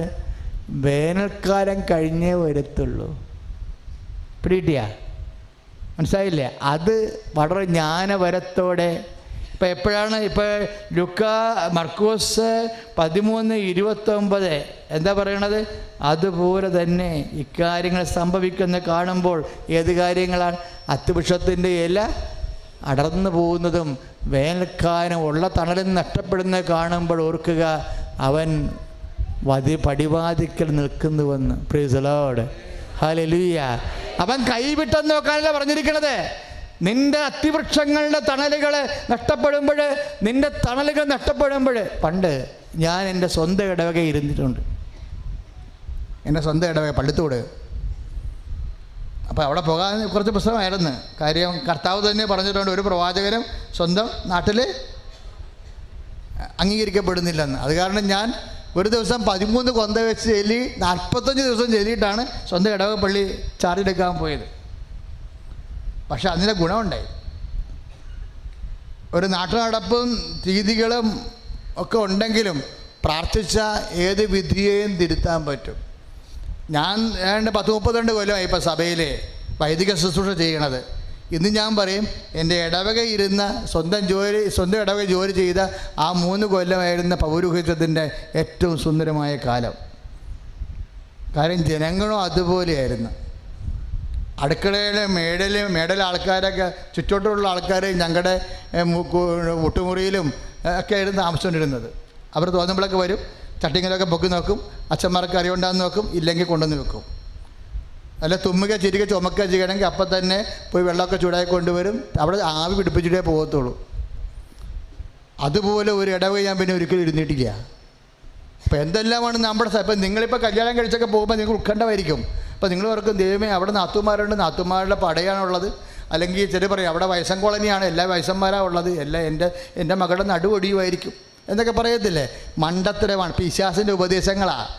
ഇപ്പം ചില കല്യാണം കെട്ടിച്ച് വിടുമ്പോൾ പറയത്തില്ലേ, അവിടെ കെട്ടിക്കുന്നത് അവിടെ നാത്തൂൻ്റെ എട്ടുകളി, അമ്മയും നാത്തൂന്മാരും കൊണ്ട് നിന്നെ എലി അപ്പം തിന്ന പോലെ തിന്നുമെന്ന് പറയും. അല്ലെങ്കിൽ പറയും അവിടെ മുഴുവൻ വയസ്സാണ്, ഭർത്താവിൻ്റെ അപ്പന്മാരുണ്ട്, അത് ഭാര്യയുടെ അപ്പന്മാരുണ്ട്, പിന്നെയും വേറെ ഒരു വയസ്സിനെ കണ്ടത് ആരാണ്ടറിയാം ആവും. അതുകൊണ്ട് എൻ്റെ മകളെ നീ പോകണ്ടെന്ന് പറയും. പക്ഷേ എൻ്റെ മകളെ ഇവിടെയാണ് പോകേണ്ടത്. എന്താ കാര്യം എന്നറിയാവോ? ഞാൻ ഇതുപോലെയുള്ള പ്രയാസത്തിലാണ് ആ വിഷയത്തിൽ ചെന്നത്. പക്ഷെ ഞാൻ എന്ത് ചെയ്ത്, ഞാൻ 13 കൊന്ത, ഇപ്പോൾ ഈശ്വരിക്കണ്ടല്ലോ, 13 കൊന്ത വെച്ച് 45 ദിവസം പ്രാർത്ഥിക്കാൻ കർത്താവ് എനിക്ക് സമയം തന്നു. 45 ദിവസം പ്രാർത്ഥിച്ചിട്ടാണ് 13 കൊന്ത വെച്ച് പ്രാർത്ഥിക്കാൻ പോയത്. അപ്പോഴെന്ത് ചെയ്യും നിങ്ങൾക്കറിയാവോ? ഈ ജെറീക്കോ പട്ടണം കീഴടക്കുന്നതിന് മുമ്പ് ജനങ്ങൾ എന്താ പറഞ്ഞുകൊണ്ടിരുന്നത്? ജെറീക്കോ പട്ടണം കീഴടക്കുന്നതിന് മുമ്പ് ജനങ്ങൾ എന്താ പറയണത്? അവിടെ രാക്ഷസവർഗമാണ് അവിടെ ഉള്ളതെന്നാണ് പറയണത്. ഇല്ലേ? രാക്ഷസവർഗമാണ് അവിടെ ഉള്ളത്. പക്ഷേ ജോഷുവ 6:2 6:7 ജോഷുവ എന്താ പറയണത്? അത് കർത്താവ് നമുക്ക് ഏൽപ്പിച്ചു തരുമെന്ന്. കൈ അടിച്ച് കർത്താവ്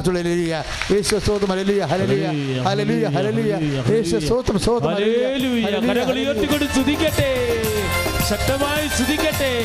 കർത്താവായ ദൈവമേ, വചന പ്രബോധനത്താൽ ശക്തിപ്പെടുത്തണമെന്ന് അത് പറയുന്നു. വിദൂരങ്ങളിൽ പ്രാർത്ഥിക്കുന്നവരെ എല്ലാവരും അത് മനസ്സിലാക്കണം കേട്ടാ.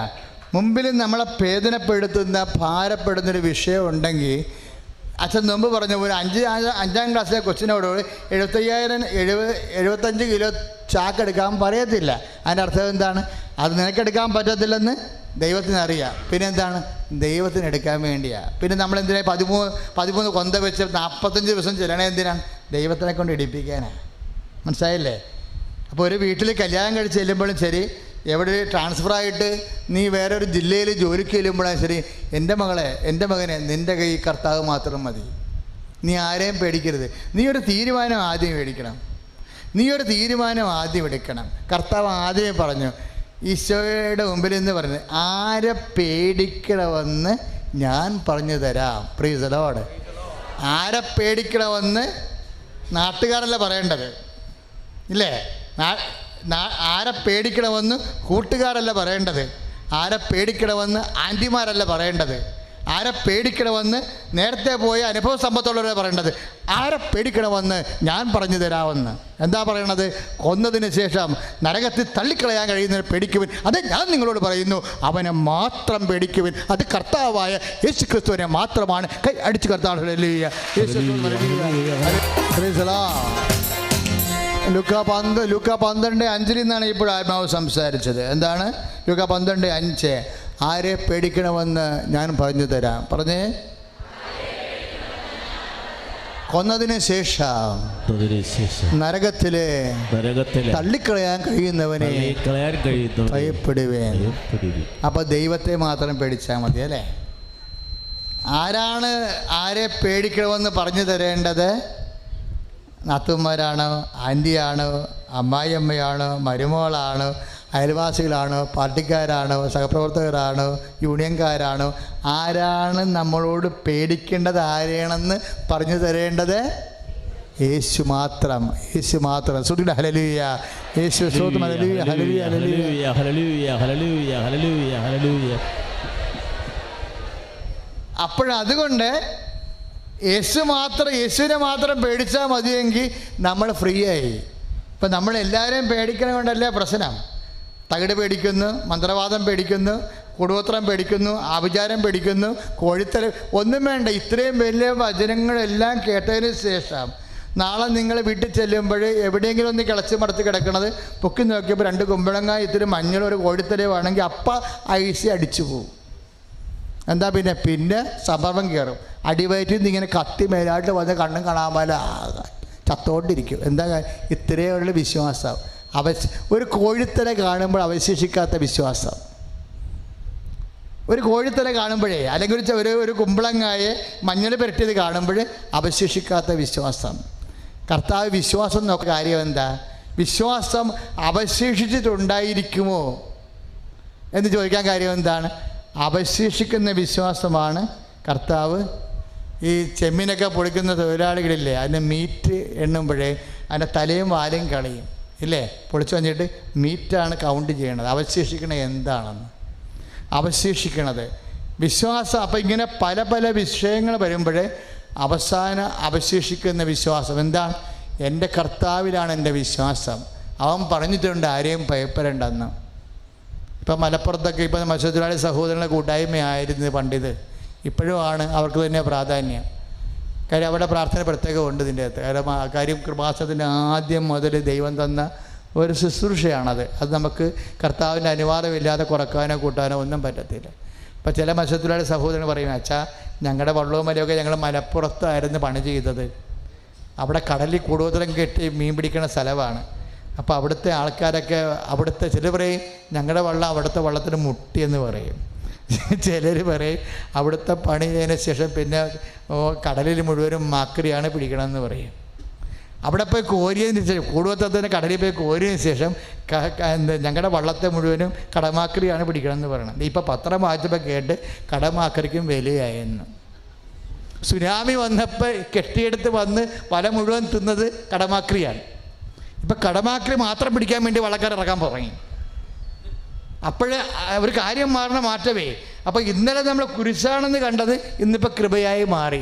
എല്ലാ കുരിശിനും കൃപയുണ്ടെന്ന് പറയണത് അതാണ്. അപ്പം ദൈവത്തിന് ഒരു ചെറിയ നിമിഷം കൊണ്ട് ഇത്രയും ചേഞ്ച് വന്നില്ലേ? പല കടിച്ചു കീറി തിന്ന് നശിപ്പിച്ച് കളഞ്ഞ് കാഞ്ചം ദൂരെ കളഞ്ഞിട്ട് നമ്മളെ പട്ടിണിക്കിടുന്ന സാധനത്തിനെ ഇപ്പം പിടിക്കാൻ വേണ്ടി മാത്രം അതെടുക്കണ രാജ്യങ്ങൾ, തവള ഇറച്ചി എടുക്കണ പോലെ അതെടുക്കണ രാജ്യങ്ങൾ വന്നിരിക്കുക. അപ്പോൾ ആ രാജ്യങ്ങളിലേക്ക് കടമാക്രി കയറ്റിപ്പോവുകയാണ്. 2005 മത്സ്യത്തൊഴിലാളി സഹോദരങ്ങൾ അനുഭവിച്ച ഏറ്റവും വലിയ ദുരന്തം കടലിൻ്റെ ഇക്കോളജി ചേഞ്ച് ചെയ്തിട്ട് കടൽമാക്രി, മീനിന് പകരം കടൽമാക്രി വന്നിട്ട് വല കാഞ്ചം നശിപ്പിച്ചതാണ്. ഇപ്പോൾ 2018 ആയപ്പോൾ കാലം മാറി. കടൽമാക്രി മാത്രം പിടിക്കാൻ വല ഇറങ്ങിയിരിക്കുന്നത്, അതുമാത്രം എടുക്കുന്ന രാജ്യങ്ങളിലേക്ക് കയറ്റിപ്പോയിക്കൊണ്ടിരിക്കുന്നത്. അപ്പോൾ എന്താണ്? എല്ലാത്തിലും എല്ലാ കുരിശിലും നിന്നെ രക്ഷിക്കാനുള്ള കൃപയുണ്ട്. അത് കൺവേർട്ട് ചെയ്ത് തരേണ്ടതാരാണ്? നിൻ്റെ ദൈവമാണ്. എന്ന് വെച്ചാൽ അർത്ഥം എന്താണ്? നിൻ്റെ ദൈവത്തിൻ്റെ തിരുസന്നിധിയിലെ നീ ഇന്നലെ വരെ കുരിശാണെന്ന് കണ്ട വ്യക്തികൾ, ഇന്നലെ വരെ ക്ലേശമാണെന്ന് കാണുന്ന സാഹചര്യങ്ങളെ എല്ലാം മറിച്ച് നിനക്ക് അനുകൂലമാക്കി നൽകാൻ ദൈവത്തിന് കഴിവെന്ന് പറയുന്നതിന് പകരമാണ് ലൂക്ക 1:37 പറയണത് ദൈവത്തിന് ഒന്നും അസാധ്യമല്ലെന്നോ. കൈ അടിച്ച് കർത്താണ്. ഹല്ലേലൂയ. യേശുവേ സ്തോത്രം, യേശുവേ സ്തോത്രം, യേശുവേ സ്തോത്രം. കരങ്ങൾ ഉയർത്തിക്കൊണ്ട് സ്തുതിക്കട്ടെ. ഹല്ലേലൂയ, ഹല്ലേലൂയ. കൈകൾ ഉയർത്തി സ്തുതിക്കട്ടെ. എല്ലാം സാധ്യമാക്കുന്ന ദൈവമേ, ഞങ്ങളുടെ ജീവിത സങ്കടങ്ങൾ സമർപ്പിക്കുന്നു. കർത്താവേ, ഒത്തിരിയേറെ പ്രാർത്ഥിച്ചിട്ട് സഫലീകരിക്കാത്ത നിയോഗങ്ങൾ സമർപ്പിക്കുന്നു, വിഷമതകൾ സമർപ്പിക്കുന്നു, രോഗങ്ങൾ സമർപ്പിക്കുന്നു. ആരാധനയും സ്തുതിയും പുകഴ്ചയും ഉണ്ടായി. മക്കളെ, ശുശ്രൂഷ വചന പ്രഘോഷണം അവസാനിക്കാൻ പോവുകയാണ്. അവസാനമായി ഈശോയോട് പറയണത് എന്താണെന്നറിയാവോ? അതായത് എന്താ ചോദിച്ചത് 18:8 ലൂക്കായുടെ സുവിശേഷത്തിൽ? അങ്ങനെയെങ്കിൽ രാവും പകലും തന്നെ വിളിച്ച് അപേക്ഷിക്കുന്നവർക്ക് ദൈവം നീതി നടത്തി കൊടുക്കുമോ? അവരുടെ യാചനകൾക്ക് കാലവിളംബം വരുത്തുമോ? അപ്പോൾ അതിൻ്റെ അർത്ഥം എന്താണ്? വരുത്തില്ല. എന്താ പറഞ്ഞത് ഈശോ? എന്താ പറഞ്ഞത് അതിനുശേഷം? എങ്കിലും എന്ന് പറഞ്ഞേ, മനുഷ്യപുത്രൻ വരുമ്പോൾ ഭൂമിയിൽ അല്പമെങ്കിലും വിശ്വാസം അവശേഷിക്കും. അല്പമെങ്കിലും എന്നല്ല ചോദിക്കണത്. അപ്പം നിങ്ങൾ പറയും, അച്ഛാ അല്പമൊന്നുമില്ല, ഞങ്ങൾക്ക് ഇങ്ങനെ കൊട്ടക്കണക്കിന് വിശ്വാസമാണ്. അപ്പോൾ കർത്താവ് പറഞ്ഞേ, അല്പം അവശേഷിക്കുന്ന വിശ്വാസം ഏതായിരിക്കും? അല്പമെങ്കിലും എന്ന് ചോദിക്കണത് ഏതായിരിക്കും? അഗ്നി പരീക്ഷകളെ അതിജീവിച്ച വിശ്വാസമാണ്. 1 പത്രോസ് 1:7 പറഞ്ഞത് എന്താണ്? 1 പത്രോസ് 1:7 പറയുന്നു, അല്പകാലത്തേക്ക് വിവിധ പരീക്ഷകൾ നിമിത്തം. ഇതന്നെയാണ് മർക്കോസിൻ്റെ 13:28 വേനൽക്കാലം ഇല്ലേ? അത്തിവൃക്ഷം ഇല പൊഴിക്കുന്ന വേനൽക്കാലത്തെക്കുറിച്ച് ഈശോ പറയണില്ലേ? വേനൽക്കാലത്തിൻ്റെ അവസാനമാണല്ലോ ഈശോ വരണത്. ജീവിതത്തിൻ്റെ ദുരിതത്തിൻ്റെ ആ ഇടയ്ക്ക് ചിലപ്പോൾ വന്നില്ലെന്ന് വരും, അവസാനമാണെന്ന് വരും. അപ്പോൾ അവസാനം അതെപ്പോഴും നമ്മൾ വളരെ ശ്രദ്ധയുള്ള വിശ്വാസികളായിരിക്കണം. നിൻ്റെ വേനൽക്കാലത്തിൻ്റെ ഒടുവിലായി ഈശോ വരണത്, ആദ്യമേ അല്ല, നടുക്കുമല്ല. അതിനർത്ഥം മർക്കോസിൻ്റെ 13:28 ലൂക്കായുടെ 18:8 1 പത്രോസ് 5:7 ചേർത്ത് വായിക്കുമ്പോൾ ദൈവം എപ്പോൾ വരുമെന്ന് മനസ്സിലാകും. അഗ്നി പരീക്ഷകളെ, വിവിധ പരീക്ഷകൾ നിമിത്തം നിങ്ങൾക്ക് വ്യസനിക്കേണ്ടി വന്നാലും അതിൽ ആനന്ദിക്കുവിൻ. കാരണം അഗ്നിശോധനയെ അതിജീവിക്കുന്ന നശ്വരമായ സ്വർണത്തേക്കാൾ വിലയേറിയതാണ് പരീക്ഷകളെ അതിജീവിക്കുന്ന നിങ്ങളുടെ വിശ്വാസം. Price the Lord. ഇവിടെ എന്ത് വിശ്വാസമാണ്? അതിജീവിക്കുന്ന വിശ്വാസം അല്ലേ? ലൂക്കാ 1 പത്രോസ് 5:7 പറഞ്ഞത് എന്താണ്? അഗ്നിശോധനയ്ക്ക് ശേഷം അവശേഷിക്കുന്ന അതിജീവിക്കുന്ന വിശ്വാസം. ലൂക്കാ 18:8 പറഞ്ഞത് എന്താണ്? എങ്കിലും മനുഷ്യപുത്രൻ വരുമ്പോൾ അല്പമെങ്കിലും വിശ്വാസം അവശേഷിക്കും. മക്കളെ, രോഗം, പീഡ, പരീക്ഷണങ്ങൾ, വേനൽക്കാലം, അഗ്നി പരീക്ഷ, ഇതിനെല്ലാത്തിനു ശേഷം അവശേഷിക്കേണ്ടത് എന്താണ്? വിശ്വാസം. ആ വിശ്വാസമാണ് നിന്നെ അളക്കണത്. നീ ആരാണെന്ന് ദൈവം പറയണത് അവശേഷിക്കുന്ന വിശ്വാസം നോക്കിയാണ്. അവശേഷിക്കുന്ന വിശ്വാസം ഉണ്ടെങ്കിൽ കർത്താവ് നിന്നെ അഭിഷേകം ചെയ്യും. സ്തുതിക്കട്ടെ. ഹല്ലേലൂയ. യേശുവേ സ്തോത്രം. ഹല്ലേലൂയ, ഹല്ലേലൂയ, ഹല്ലേലൂയ. കരങ്ങൾ ഉയർത്തിക്കൊണ്ട് സ്തുതിക്കട്ടെ. ഹല്ലേലൂയ, ഹല്ലേലൂയ, ഹല്ലേലൂയ. സന്തോഷത്തോടെ നിൽക്കുക.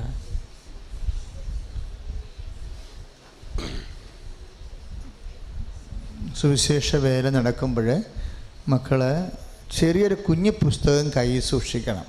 കണ്ണ് കാണാവുന്നവരും എഴുതാൻ പറ്റുന്നവരുമൊക്കെ വെളിപാടുകൾ എഴുതി മേടിക്കണം. എന്നിട്ട് വീട്ടിൽ കൊണ്ട് വെച്ച് പഠിക്കണം. അപ്പോൾ ദൈവത്തിന് അറിയാൻ പറ്റും നിങ്ങൾ സീരിയസ് ആണെന്ന്. ഇത് വല്ലപാണ്ട് ഇതൊന്ന് കഴിഞ്ഞ് കിട്ടിയാൽ മതി എന്ന് പറഞ്ഞിരിക്കണില്ലേ? അവരുടെ കാര്യം പോക്കായിരിക്കും. നിങ്ങളിനി അടുത്ത വചനം ഏതാണ് ഈശോ പറയാൻ പോണത്, അടുത്ത വചനം ഏതാണ് ഈശോ പറയാൻ പോണതെന്ന് വിചാരിച്ചുകൊണ്ട് അത് എഴുതി എടുത്തിട്ട് ഒരു കാര്യം നിങ്ങൾക്ക് മനസ്സിലാക്കിക്കോ, നമ്മൾക്ക് വചനം ഈശോ ലിങ്ക് ചെയ്ത് ലൂപ്പ് ചെയ്താൽ തരണത്.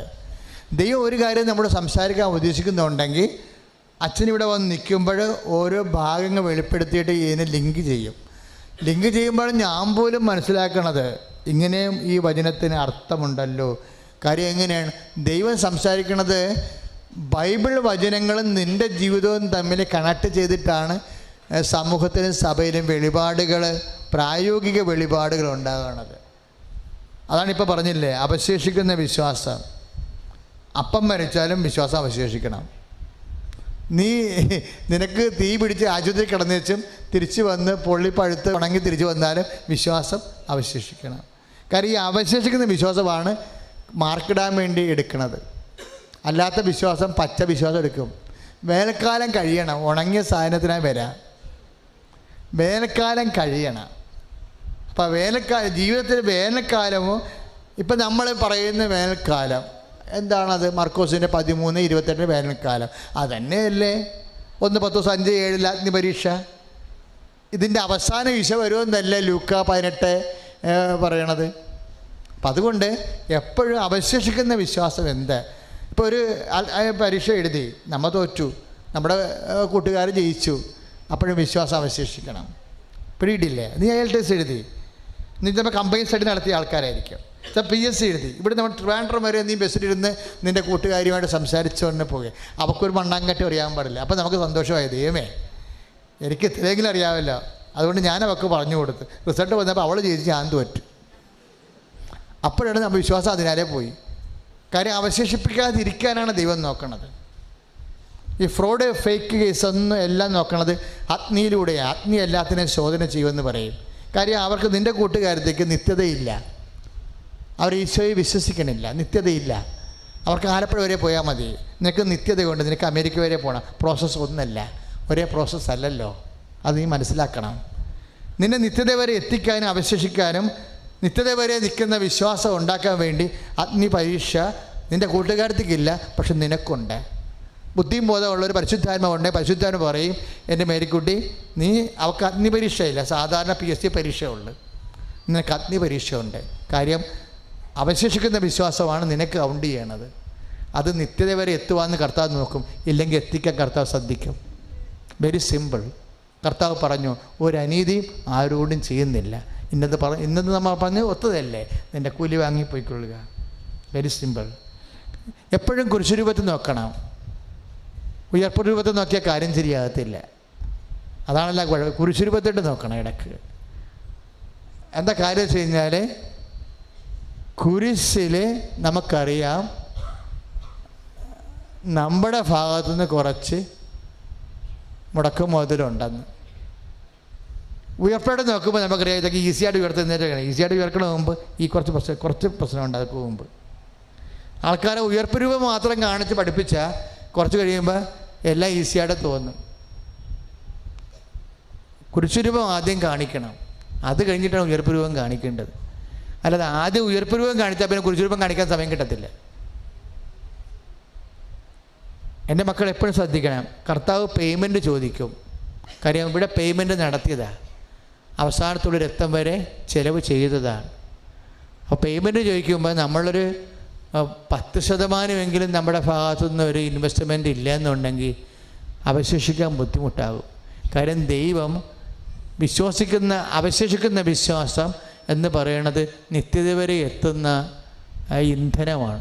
അതാണ് കർത്താവ് നോക്കുന്നത്. വലിയ വലിയ വെളിപാടുകൾ ലഭിച്ചാണ് നമ്മൾ ഇന്ന് പോണത്. ദൈവം നിങ്ങളോടുള്ള സ്നേഹത്തിലാണ് ഇത്രയും സംസാരിച്ചതെന്ന് മനസ്സിലാക്കണം.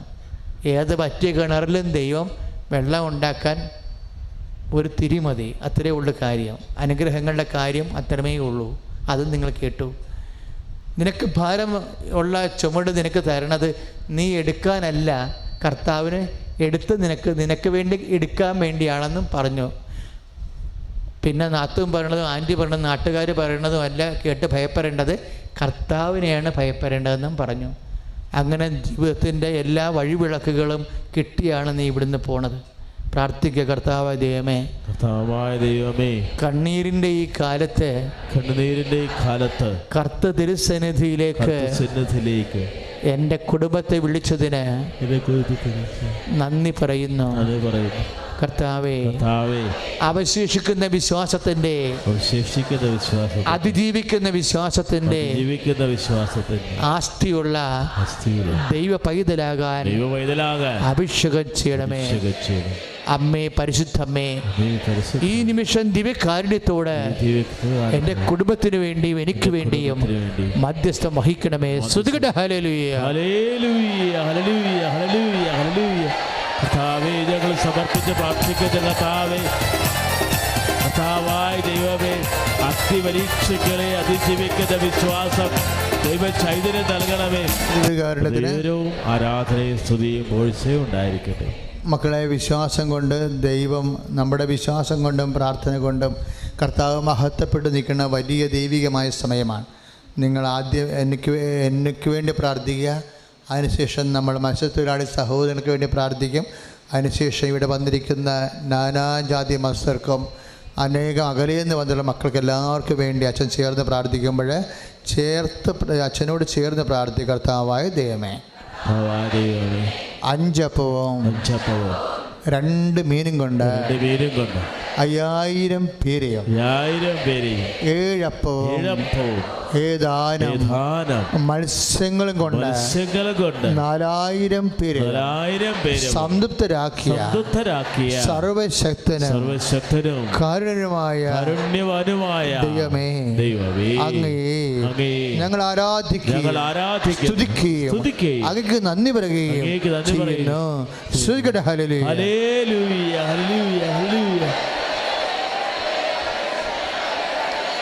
യേശുവേ ആരാധന, യേശുവേ ആരാധന. കർത്താവേ, ഞങ്ങളുടെ അനുശ്രവദിക്കുന്നതിനെ ഓർത്ത് നന്ദി പറയുന്ന കർത്താവേ, കുടുംബത്തിൻ്റെ ആവശ്യങ്ങളിലേക്ക് ഇറങ്ങുന്നതിനെ നന്ദി പറയുന്ന കർത്താവേ, ദാരിദ്ര്യ മേഖല ഏറ്റെടുക്കുന്നതിനെ ഓർത്ത് നന്ദി പറയുന്ന കർത്താവേ, ഹല്ലേലൂയ. സ്തുതിയും പോഴ്ചയുണ്ടായിരിക്കും. ചേർന്ന് പ്രാർത്ഥിക്കുക. നിത്യം കന്യകയും നിന്റെയും ഞങ്ങളുടെയും അമ്മയുമായ പരിശുദ്ധ കന്യാമറിയത്തിന്റെ മീൻപിടുത്തക്കാരായ വിശ്രുത ശ്രീഹന്മാരുടെയും സംരക്ഷണത്തിലെ ഞങ്ങളുടെ മത്സ്യത്തൊഴിലാളി സഹോദരങ്ങളുടെ വള്ളവും വലയും യന്ത്രവും തൊഴിലാളികളെയും ദൈവപിതാവേ, പരിശുദ്ധ അമ്മയുടെ മധ്യസ്ഥത്താൽ ഈശോ വഴി അങ്ങേക്ക് സമർപ്പിക്കുന്നു. അനുഗ്രഹിക്കണമേ. ഹല്ലേലൂയ, ഹല്ലേലൂയ. കർത്താവേ, മത്സ്യത്തൊഴിലാളികളെ സമർപ്പിക്കുന്ന കർത്താവേ, ഏറ്റു പ്രാർത്ഥിക്കുക. സ്നേഹനിധിയും സകലത്തെയും പരിപാലിക്കുന്നതിനുമായ നല്ല ദൈവമേ, നല്ല ദൈവമേ, അങ്ങയുടെ നാമത്തിൽ ഞങ്ങൾ നടത്തുന്ന ഈ ആരാധനയുടെ ഫലമായി ഞങ്ങളുടെ മത്സ്യത്തൊഴിലാളി സഹോദരങ്ങൾക്ക് സമർത്ഥമായ മത്സ്യവിള നൽകുകയും അവരെ സമാധാനത്തിൽ കാക്കുകയും സകലവിധ തിന്മകളിൽ നിന്ന് അപകടങ്ങളിൽ നിന്ന് യേശുനാമത്തിൽ അവർ സംരക്ഷിക്കപ്പെടട്ടെ.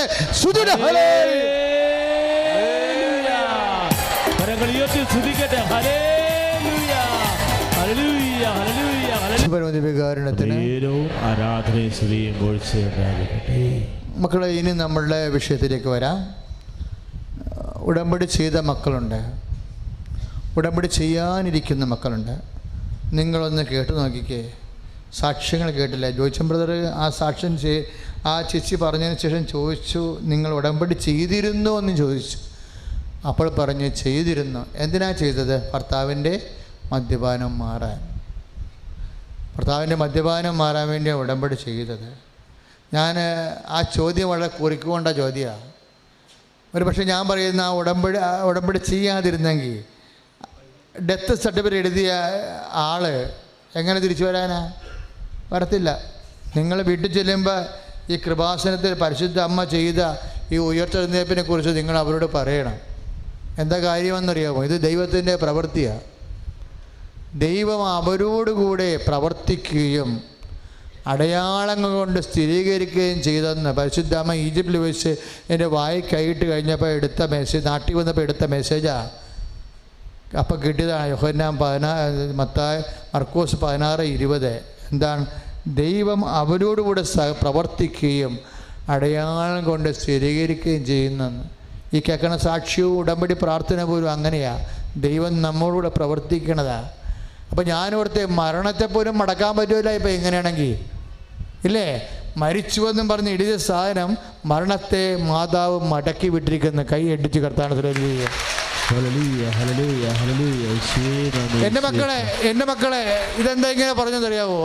മരണത്തെ പോലും മടക്കുമെങ്കിൽ അമ്മ നമ്മുടെ ജീവിതത്തിന്റെ എല്ലാ സങ്കടങ്ങളും മടക്കി വിട്ടിരിക്കും. കൈ അടിച്ച് കർത്താൻ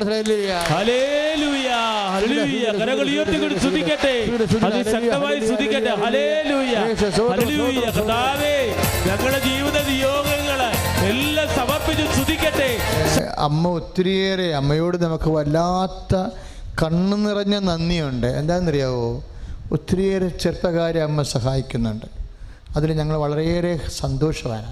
കാര്യം നമ്മുടെ മക്കൾ പോയി രക്ഷപ്പെട്ടാൽ നമ്മുടെ കുടുംബം രക്ഷപ്പെടും. ഒരാൾ IELTS എഴുതി ഒരാൾ PR കിട്ടിയെന്നൊക്കെ പറയുമ്പോഴേ ഞങ്ങൾ ചിന്തിക്കണം എങ്ങനെയെന്നറിയാമോ? 6 കുടുംബം രക്ഷപ്പെടാമെന്നാണ് ചിന്തിക്കുന്നത്. കാര്യം അവരുടെ കൊണ്ട് അവരുടെ ബന്ധുക്കൾ, അവരുടെ സ്വന്തപ്പെട്ടവർ, അവർക്ക് സഹായിക്കാൻ പറ്റുന്നവർ, അങ്ങനെ എല്ലാവരും രക്ഷപ്പെടുകയാണ്. അപ്പോൾ നിങ്ങളുടെ പരീക്ഷകൾ, നിങ്ങളുടെ PSC ആയാലും ശരി, നിങ്ങളുടെ നൈപുണ്യ പരീക്ഷയായാലും നിങ്ങളുടെ മത്സര പരീക്ഷയായാലും അമ്മ ഇന്ന് എത്രയോ സാക്ഷ്യങ്ങളാണ്. ഒരു മാസം തന്നെ 10-150 ഒക്കെയാണ് ഇതുപോലെയുള്ള മത്സര പരീക്ഷകൾ, അതിസാഹസികമായ പരീക്ഷകൾ. കൃപയോടുകൂടി അമ്മ അവരെ ലിഫ്റ്റ് ചെയ്ത് വിടണത്. ഇപ്പോഴും നമ്മൾ പ്രാർത്ഥിക്കുകയാണ്.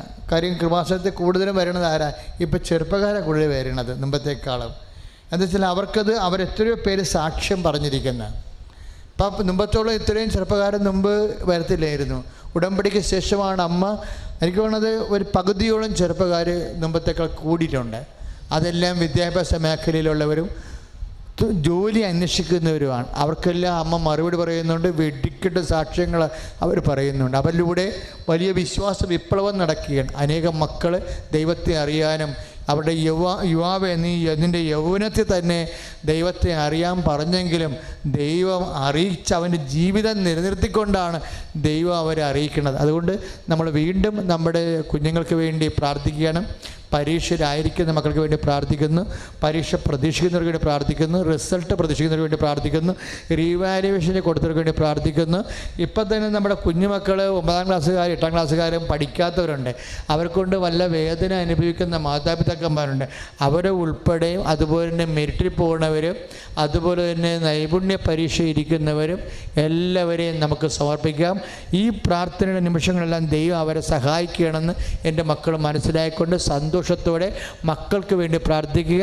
ഇനി പരീക്ഷാർത്ഥികളും വരുമാനം ഇല്ലാത്തവരും വരുമാനത്തിന് വേണ്ടി ദൈവദൃശ്യന് പ്രാർത്ഥിക്കുന്നവരും അച്ഛനോട് ചേർന്ന് ഇപ്പോൾ പ്രാർത്ഥിക്കണം. കർത്താവായ ദൈവമേ, നൈപുണ്യ പരീക്ഷ എഴുതുന്നവരെ, മത്സര പരീക്ഷ എഴുതുന്നവരെ, കർത്താവേ അങ്ങനെയുള്ള എല്ലാ മക്കൾക്കും IELTS, MOH, HARD, PSC, മറ്റു തരത്തിലുള്ള പ്രവേശന പരീക്ഷകളെ എഴുതിയവര്, എഴുതി കഴിഞ്ഞവര്, എഴുതാൻ പോകുന്നവര്, കർത്താവിന്റെ തിരുസന്നിധിയിൽ അവർ നിൽക്കുന്നവര്, അവരുടെ മാതാപിതാക്കന്മാര്, അവരുടെ പ്രാർത്ഥനകള് യേശു ക്രിസ്തുവിന്റെ ഉന്നതമായ നാമത്തില് ദൈവത്തിന്റെ പരിശുദ്ധ അമ്മയുടെ പ്രത്യേക കൃപയാൽ പരീക്ഷകളുടെ മേൽ ഉന്നതമായ വിജയം കൈവരിക്കുവാൻ കർത്താവ് സഹായിക്കട്ടെ.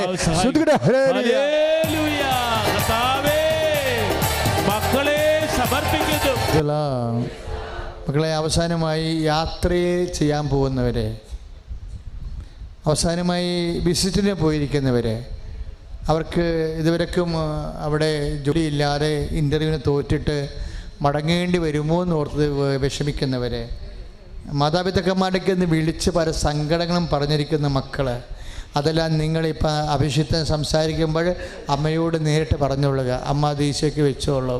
അതായത് നിങ്ങളോട് നിങ്ങളുടെ ബന്ധുക്കൾ, സ്വന്തപ്പെട്ടവർ, വിദൂരങ്ങളിലായിരിക്കുന്നവർ പറഞ്ഞ സങ്കടങ്ങൾ, അവരുടെ ജോലിയെ സംബന്ധിച്ച, പഠനത്തെ സംബന്ധിച്ചെടുത്ത്, അവരുടെ ആരോഗ്യത്തെ സംബന്ധിച്ചെടുത്ത് പറഞ്ഞിട്ടുള്ള ആപലാദികൾ ഇപ്പോൾ പരിശുദ്ധ അമ്മ വഴി ഈശോയ്ക്ക് സമർപ്പിക്കുക. കർത്താവേ, വരുമാനമില്ലാത്തവർക്ക് വേണ്ടി പ്രാർത്ഥിക്കുന്നു, വരുമാനം മുട്ടിയവർക്ക് വേണ്ടി പ്രാർത്ഥിക്കുന്നു, ജോലി നഷ്ടപ്പെട്ടവർക്ക് വേണ്ടി പ്രാർത്ഥിക്കുന്നു, സാമ്പത്തിക കടങ്ങളാൽ വരയുന്നവർക്ക് വേണ്ടി പ്രാർത്ഥിക്കുന്നു, കടം കയറി മുടിഞ്ഞവർക്ക് വേണ്ടി പ്രാർത്ഥിക്കുന്നു, ജീവിക്കാൻ മാർഗമില്ലാത്തവർക്ക് വേണ്ടി പ്രാർത്ഥിക്കുന്നു, മദ്യപാനികൾക്ക് വേണ്ടി പ്രാർത്ഥിക്കുന്നു, മനോരുകൾക്ക് വേണ്ടി പ്രാർത്ഥിക്കുന്നു. കർത്താവിന്റെ ഉന്നതമായ നാമത്തിൽ വൈവാഹിക ദോഷങ്ങള് മക്കളില്ലാത്തവര് ഈശോയുടെ ഉന്നതമായ നാമത്തില് ദൈവത്തിന്റെ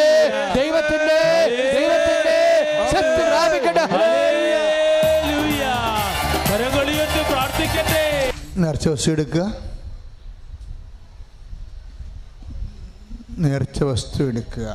നേർച്ച വസ്തു എന്ന് പറയുന്നത് കൃപാസനത്തിൽ നിന്ന് മേടിച്ചിട്ടുള്ള പത്രം, തേന്, ഉപ്പ്, കശുവ, ഇതെല്ലാം നമ്മൾ ആശീർവദിക്കാൻ പോവുകയാണ്.